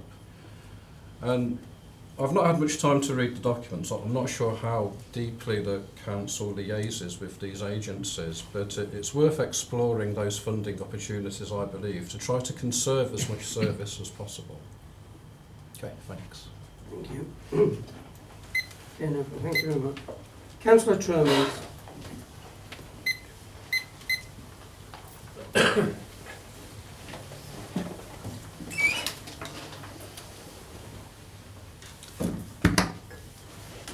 Thank you, Chair. I'm very pleased that you've been forced into this U-turn. And let's not make any mistake, you've been forced into it, and rightly so. 2 years you had to plan and prepare for all of this. 2 years' notice. What did you do? Looked at the calendar, thought, oh, there's elections looming, locally, county. Oh, great, well, we'll play politics. We'll do what we've done before. We'll make the most vulnerable suffer and worried. We'll say, we're going to do away with the whole service, slash the lot. when you had lots of options. Okay, you kept the options secret, you kept them on pink paper. Gosh, we're hearing a lot about all the secret things you do tonight. But there were options there to do other things. And you've known for quite some time that the government wasn't going to have the 1.2 million a year off you. That is the reason that you've stated in the papers for why you're now able to do something of a U-turn. And the government in fact confirmed that a couple of months before we had and forced you to have an extraordinary council meeting, at which we held you to account, at which we shone a light on you, the Conservative opposition. And it's a good job we did, because now at least some services have been saved. But more can be saved. I believe far more can. Even option 2 on your secret papers pointed out how more could be done. And then we talked about a number of ways that that could be funded. And we're drawing up our own budget now because it's budget time of the year, in case people didn't know that. And we will soon have a council on that. And we are looking to get signed off a whole range of options to improve the town centre, to improve the borough, and this is part of it. We believe more can be done. But you're dragging your feet. You're doing it because you saw an opportunity to play politics, and nasty politics. I saw some of the letters that got shoved through by the Labour Party through residents' letterboxes. It wasn't nice. It was clearly orchestrated to fit in with this, and your U-turn shows that you knew you could have done more to save those services. You're doing that now. You need to go further, or we will hold you to account again and make you go further. Thank you. Thank you, Councillor Troy. Councillor Jackson. Thank you, Chair. The purpose of this report obviously is to follow on from the consultation that was undertaken following the decision of Cabinet back in November. I do need to go through the background of why we are where we are. The decision Cabinet took on the 2nd of November was taken with great sadness and was a direct result of the complete removal by Warwickshire County Council of housing-related support funding. And on top of that, the need to consider further changes brought in by the government through the Housing and Planning Act 2016 and the Welfare Reform on Work Act 2016. These changes meant the housing revenue account was in great difficulty. You will see at section 3.3 of the report the cost of this service at being over the net cost at over £1.5 million. And with the complete removal of funding from Warwickshire County Council, this Cabinet took a sad decision to consult on some amended proposals. Those amended proposals are also within the report. A petition was received entitled Save Our Wardens, and the crux of that petition was very similar to the responses that residents gave us. So if members look at the table at 4.2, it's actually on page 8 of the report, but it is 4.2, you will see that 469 individual consultation meetings took place with residents. Far from being a limited consultation, this was a huge consultation that just didn't rely on paper responses, but actually gave people, in the comfort of their own homes, the opportunity to speak to senior housing officers, and on occasions I know some councillors went to some of those meetings. I went to many of them myself. So 469 visits to tenants equates to 46% of tenants taking up that opportunity, and indeed all of them could have done so and would have received a visit. Received an additional 31 consultation responses that add to that, and there were some specific concerns mentioned. So following the removal of the Supporting People funding from Warwickshire County Council, they actually have got some adult floating support, and during the consultation process 53 tenants felt that they may benefit from referral to that service. And far from doing things slowly, this council has already made the county council aware of the needs of those individuals so that they can actually make assessments that are appropriate. 4.5 of the report refers to some things that frankly were never part of this proposal. It never ever talked about the removal of communal facilities, and it never talked about that at all.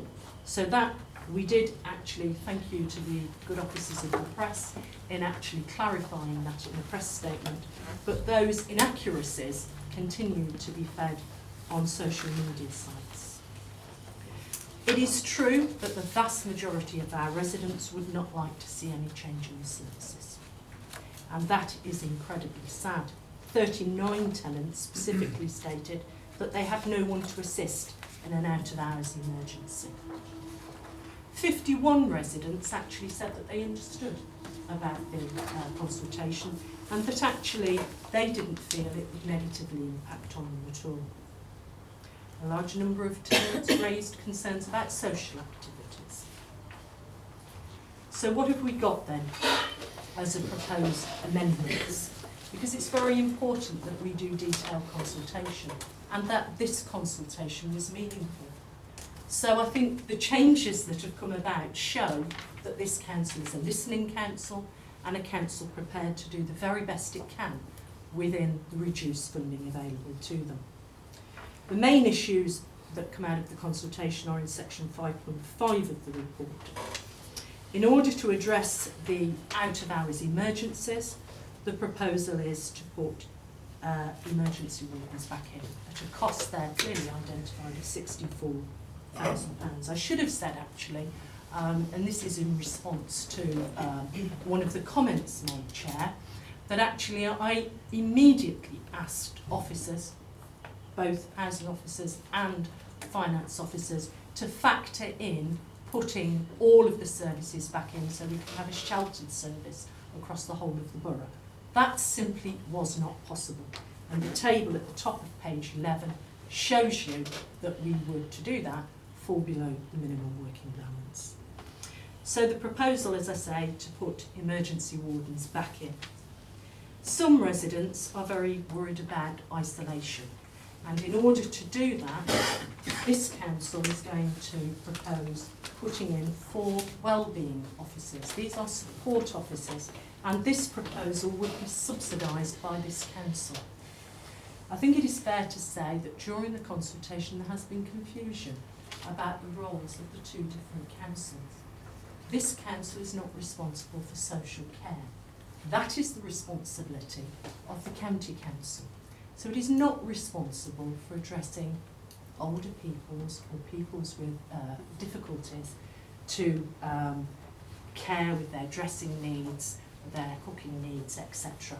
That is not the responsibility of a district council. That clearly is the responsibility of the county council. These subsidised proposals then, and they are subsidised by the Housing Revenue Account, will go some way to actually help the most vulnerable people in our community at a time when their options for support have been severely reduced by other organisations. In relation to the non-subsidised service, the consultation process has also identified that tenants place great stock in their common rooms, their kitchens and their laundries. And these proposals say none of those will be removed. In regard to the decommissioned schemes and indeed bungalow schemes, we understand that there will be the need for some management of those common rooms, and hence at 5.10 you will see the addition of 1.5 independent living support officers. In regard to the concern around social activities, the council's communities team has a resident involvement team, and that will assist any schemes that wish to set up residents associations, etc. 5.13, one of the schemes that was down for decommission was Poplar House, and it was realised during the consultation that that is not meeting the needs of the other decommissioned schemes, and so that would become an independent living officer supervised scheme, and an additional 0.5 officer would be required. I have to say that the housing revenue account continues to face financial challenges. And even this week, I've been made aware of a new bill going through Parliament, and we need to assess the implications of this council in regard to that. 515 clearly states what we feel the void rate will be on an annual basis. Somebody made comment about that. The figure is there in the report. It's 175 properties based on our current void rate. So the figures are clearly there, and indeed the detailed financial information. If we go ahead with this proposal, we then are above minimum working balance over the lifetime of the financial forecast. There is one other potential to assist this, and that is to consider making a £3 charge to new tenants of the service to support the health and wellbeing officers and that type of thing. You will see there is a huge section, quite rightly within the report, which is an equality impact assessment, and that is really important to make sure that we are doing everything we possibly can to mitigate, within the monies available, the devastating effects of these cuts in supporting people funding. So the proposed amendments show an additional 14.5 posts are affordable, doubling those within the original proposal. It would cut the number of redundancies. This is in part brought about by change to the one-year delay in the higher value voids, and us looking very, very carefully at the budget. There is a need. 7.3 quite clearly shows why this report is being marked not falling. It is really that we have to set a budget on the 15th of February, the housing revenue budget, and we need to give the appropriate notice period to effective members of staff. 7.4, we have taken further legal advice in regard to the consultation process, and it clearly states that actually, since we have reflected the views of our tenants in what we're now coming up with, there is no need for re-consultation. The recommendations are printed quite clearly on section 2, and Chair, if I can, I'd like to move an additional recommendation that we do introduce the £3 charge to new tenants. So I'd like to move recommendations 2.1 to the new 2.7. Before I bring members in, is that just seconded first of all? Thank you. Well, I have to say this council is nearly 43 years old. And for the last 43 years, right from 1974, we have built upon the very good start made by Bedworth Urban District and the Nuneaton Borough Council in terms of sheltered accommodation. Some of the first sheltered accommodations in the country, and some of the best. We built upon those to such an extent that many years ago we came to an agreement with the County Council that they would provide extra funding to enable us to take people in who needed very sheltered, and they would then stop using as many homes, which we felt, and they felt, were not so good if people could be kept in their own flats within our accommodation. So it was meant to be part of an agreement with the County Council. When somebody says don't introduce politics, that's very easy when you're throwing abuse at people. This council is managing to run its services outside of the housing service with 53% less grant. 53%. We haven't got money trees round the back in George Eliot Gardens. We have to be able to balance the budget, and I'm quite proud to say we have always balanced the budget. It's illegal to do otherwise. In housing, we've spent 43 years developing a service and sheltered accommodation that has been second to none in this county. There is nobody in this county has got the number of accommodations that we have. There is nowhere where the accommodations are so widespread and so readily available as here. And it really pains us to have to make cuts. If people think we're enjoying this, They're living on a different planet. If somebody withdraws the money from us, at the end of the day we aren't able to do it. And it hasn't been a U-turn or a change of mind. It's been the government on a certain aspect to back down on certain of their housing legislation, temporarily they say, because so many Tory authorities protested around the country about the way that they had to claw back money from houses which were worth more than, what was the figure? Well, there's a different figure. They didn't classify it, Chair. It depends where you live, but of course if you're in the south it's an enormous amount of money. Our council housing has effectively been stolen from us because we were forced to purchase it. Money, stock we already owned. We were forced to purchase it all, and then we've been forced to buy it again. So effectively, it's been stolen, so the money can go to the government. And as has been said earlier by different speakers, you know, where did the tax cuts then come? And if tax cuts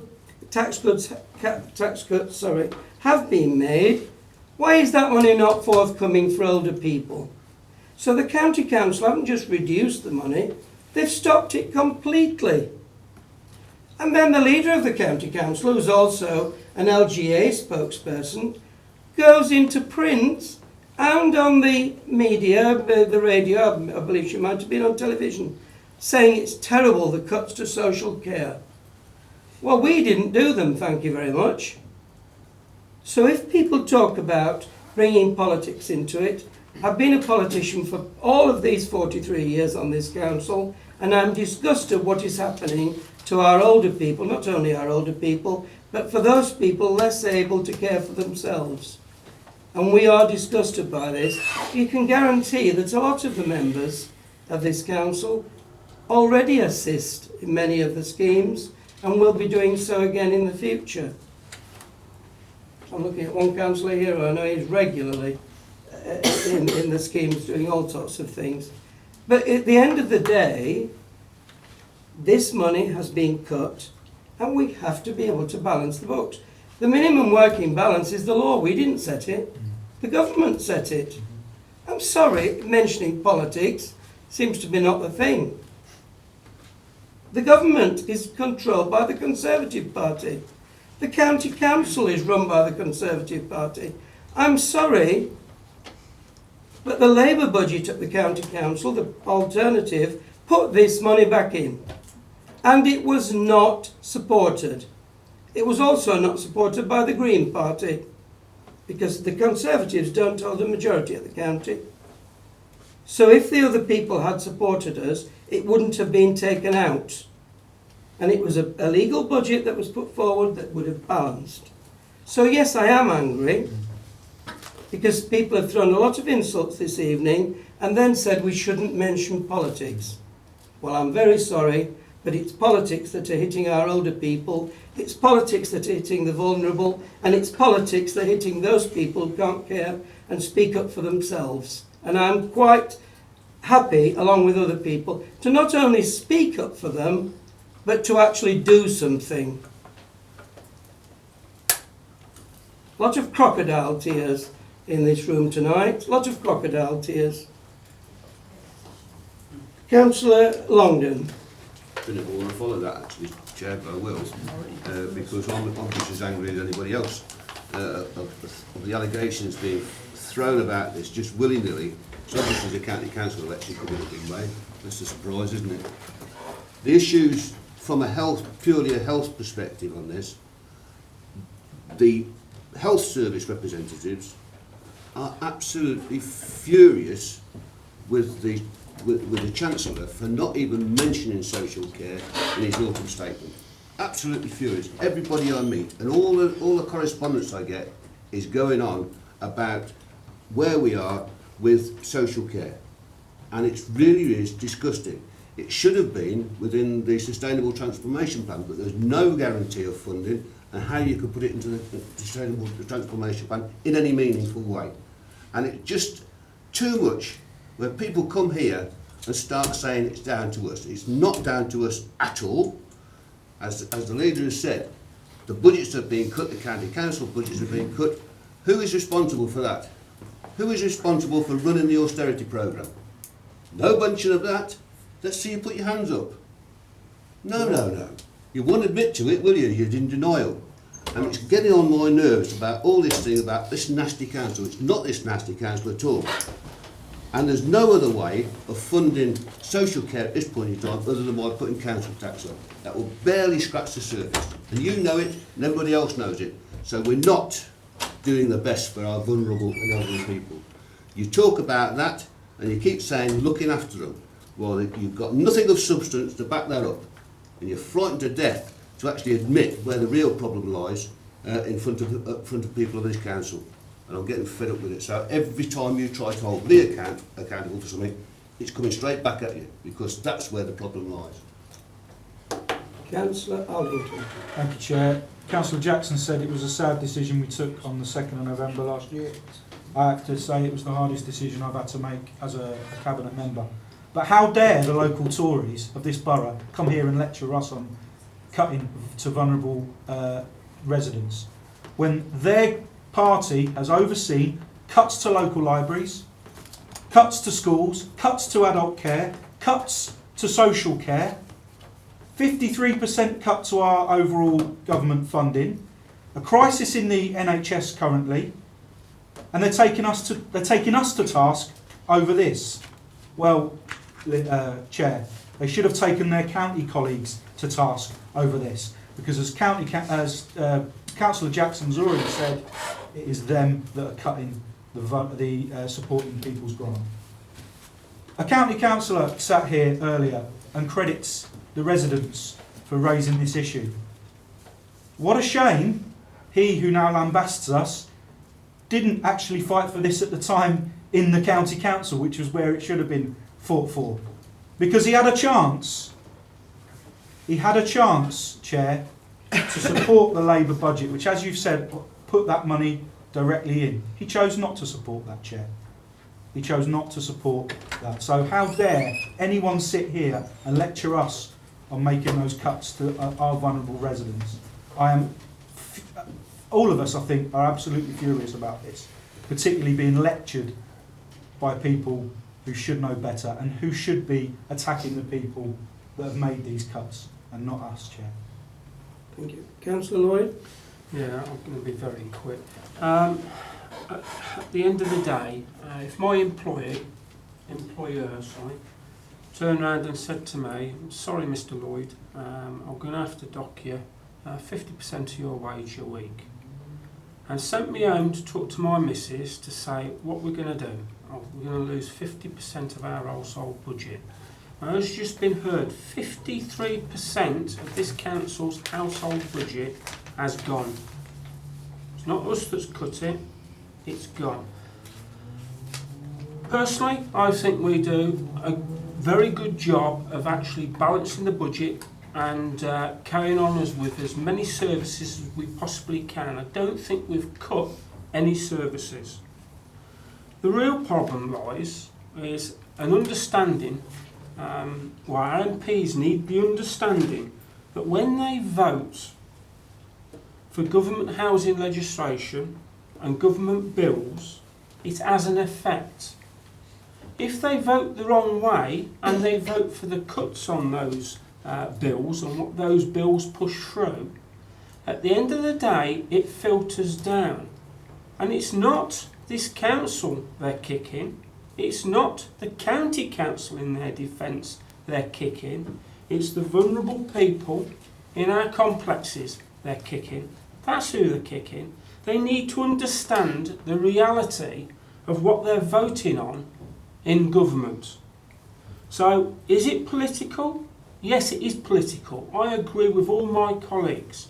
We've all got, even people sitting around this table, have got people in these complexes, or in sheltered accommodation, or in bungalows. I've certainly got family members that live in this accommodation, and I ain't going to declare an interest for it, neither. Because it's everybody's interest that we keep these going. and we have to keep them going. It's what we're all about. I think everybody that sits around this table, and I'm sure some of our Conservative members are about it as well. They want to keep them going. But unfortunately, they're being kicked like we're being kicked by our masters in government. I've got family members within the shelter in these complexes, and I've got to say the care in the community that was mentioned by Mr. Baxter, I understand exactly where he's coming from. He even recognises it's about money. That's what it's about. The people in our complexes, including my mother-in-law, understand it's about money. They know what it's about, and that is what it's about. We have to balance the books at the end of the day. And if we're going to get kicked from above, unfortunately, that comes all the way down. We get kicked, then it comes all the way down. We try our best to protect our elderly residents with what funds we've got. And that's what we're doing here. And I'm sorry, you can call it a U-turn, you can call it what you want. If that's what consultation means, a U-turn, then fine, it's a U-turn. I ain't bothered. The consultation worked. And out of that consultation, we've got something that people in our complexes at least have got half a chance. They've got some of that dignity back. Chair, I'm as appalled as what you are. As I say, we've all got family members that have been through these complexes. We may need them ourselves at some time in our life. I'm fastly approaching that age. Thank you. Well, we've had the proposals put forward to us, which have been seconded by Councillor Jackson with an amendment that she has put forward. Are Cabinet members in favour of that proposal with the amendment? Yes, Chair. Thank you very much. Okay, thank you.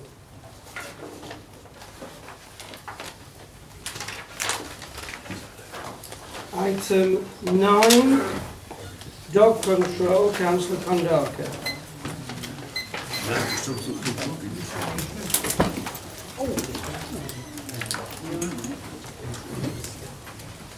Thank you very much, Chair. I'll be very brief because I just wanted to make a very short point or two about the dog control orders. Wellington, probably like lots of your wards. Sorry, just a minute. Could people leave quietly because Councillor Kondaka is speaking? Sorry, Councillor. Yeah, like many wards, we have a large number of dog walkers in Wellington. I'm sure you've got the same problem. 99% of the dog walkers are very responsible. They let the dogs run in the areas they're supposed to run, and when they come onto the highway or whatever, they put them properly on the lead.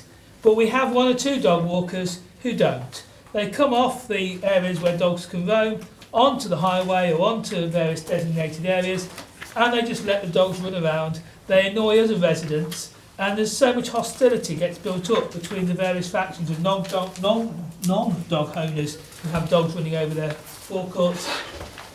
And one thing that's really clear is signage is so useful.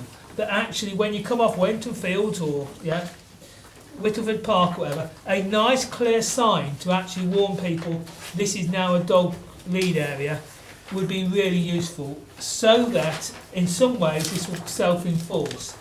When we brought in the dog control orders, there was a bit of a blitz and people got fined for a couple of weeks and then it all went quiet. We've got this new contractor with NSL or NLS, whatever they're called, and I believe they may take part in some of the dog finding. I hope they come out to Wellington, and I hope they're actually going to take the sensible approach of looking at the people with dogs totally out of control, rather than someone taking the dog off the lead to put it in a car or something. But done well, and with proper signage, I think it's a positive move, these orders. And I say I do hope they get enforced in Wellington, just for the one or two people who are actually really irresponsible. Thank you, Chair. Thank you. Any questions? Thank you. Michelle Kondaka. Yeah, I only really wanted to just say one really, and it's almost, it echoes a little bit of what Keith's just said. It's just making sure that any changes or are actually very well publicised, because when you change with the dog control orders, with people needing to have their dogs on leash and things, when I was, I go running and what have you on this day, I did say to one or two people, I said, not that the dog was causing a nuisance or anything, but I said, you do realise, that you could be fined because, your dog's not on a lead and things, and they, oh, really? And they had no idea and things, and it wasn't that they were being deliberately awkward or whatever, because, if it had been a horrible dog, I would have been running in the opposite direction, I can assure you that. So it's just making sure it's well publicised, using the local radio, both BBC and commercial radio, Nuneaton News, Coventry Telegraph, the community pages on Facebook and things, and just making sure you really get the message out so people are very clear as to where they're allowed to do what. Thank you. Is this you, Councillor Longden? Sorry, I've had a long list of people. Chair, I don't think that there's much to add to the report, to be honest. It's one of those issues where we've got to update by October of this year, and we've got to have these public space protection orders rather than dog control orders. What's in a name, you may ask? Well, not a lot, I don't think. And the way that it's being framed is that we put the fines up to £100, which is the maximum available, unless somebody decides they want to go to court. We're also seeking to utilise the NSL officers in part of this, so we'll have a bigger team with more flexibility, and perhaps we can get out where there are problem areas. I know a few councillors were asked to get back with information about where fly tipping was, and that's helping our other side of this to actually try and pick up and find where these people are and get them done. The NSL officers have been doing a pretty good job, I think, from what I've been hearing around the town. You get all these, you hear it in CAFs and stuff, they're cracking down on dropping litter and fag ends and stuff, and I'm sitting there not admitting to it, but I'm quite chuffed about it. So the word does go out. Once you get one or two people prosecuted for these things, then it does go out. And it's only seeking to prosecute the antisocial people who let their dogs foul on the footlands. One does it regularly outside of my house, I will catch it one day, that I have to clear up all the time. So hopefully we can get out to these areas where there are specific problems. There's some little rat runs as well around the borough, little alley checking ways and stuff like that, where we might be able to put some officers out. And now if we've used NSL as well, so we'll have a bit more flexibility with that and get out there and get amongst it and see what we can do. Hopefully it'll all be positive at the end of the day. So I'll move the recommendations as printed, Chair. Thank you. Just to, I'll second that, and just to say that this authority has a clear zero tolerance attitude to any sorts of antisocial behaviour. This is just one example of antisocial behaviour, but it's not acceptable. The vast majority of the population are very, very angry about it, and we're determined to get something clearly done about it. Are we all in agreement with that report? Okay, thank you. Thank you, Councillor Longden.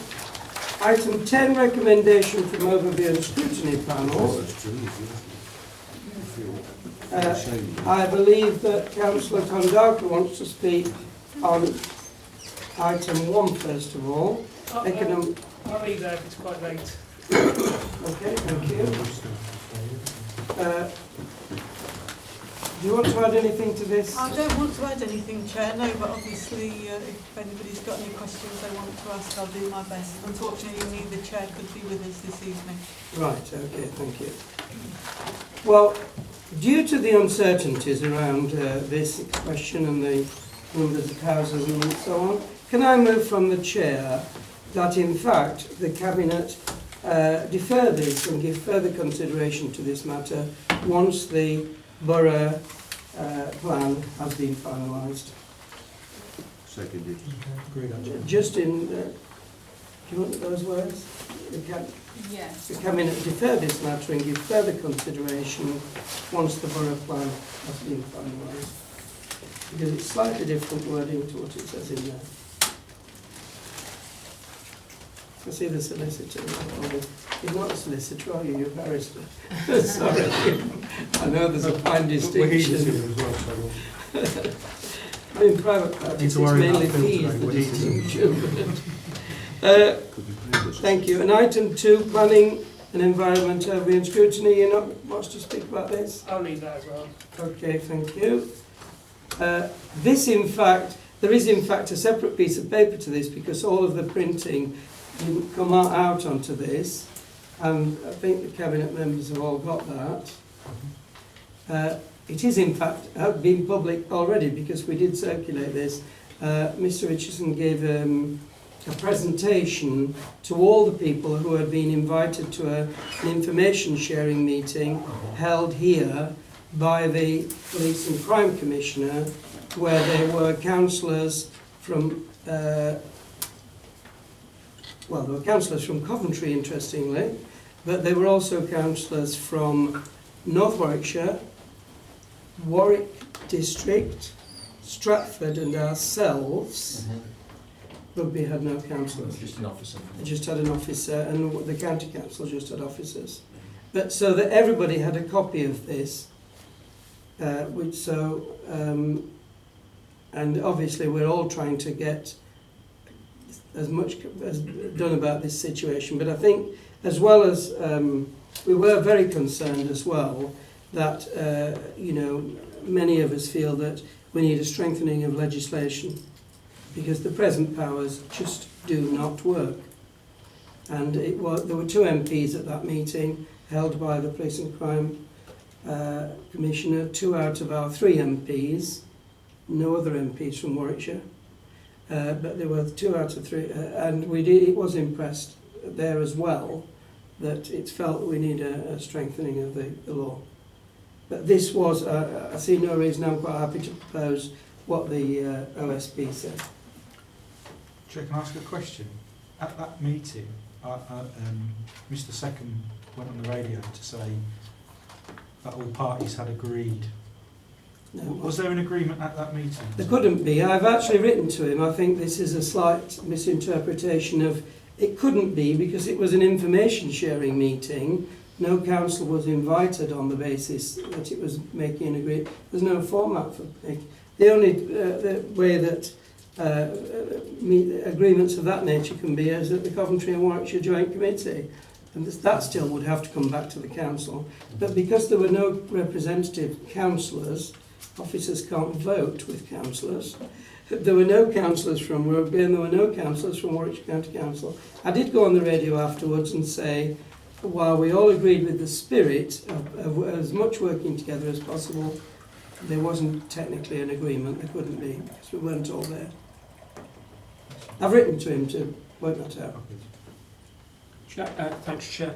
The only comment I would make, it does say there that what we came up with, or what the OSC came up with, and it was an excellent meeting that I attended at the OSC, of all bodies, police, from the Crime Commissioner, and also from the Borough and the county. It says in the panel resolve that recommended to the Cabinet that the following suggestions, changes in legislation to be proposed, enforcement powers be referred to the relevant government minister, which I agree with, but can we make sure that all 3 of our MPs also get the same information? Okay. Are we then happy with that? Okay. Thank you. Can I thank all the officers and councillors, members of the public, press, who have been all here today. Thank you very much. And I declare the meeting closed. But however, you're in for an upset. That's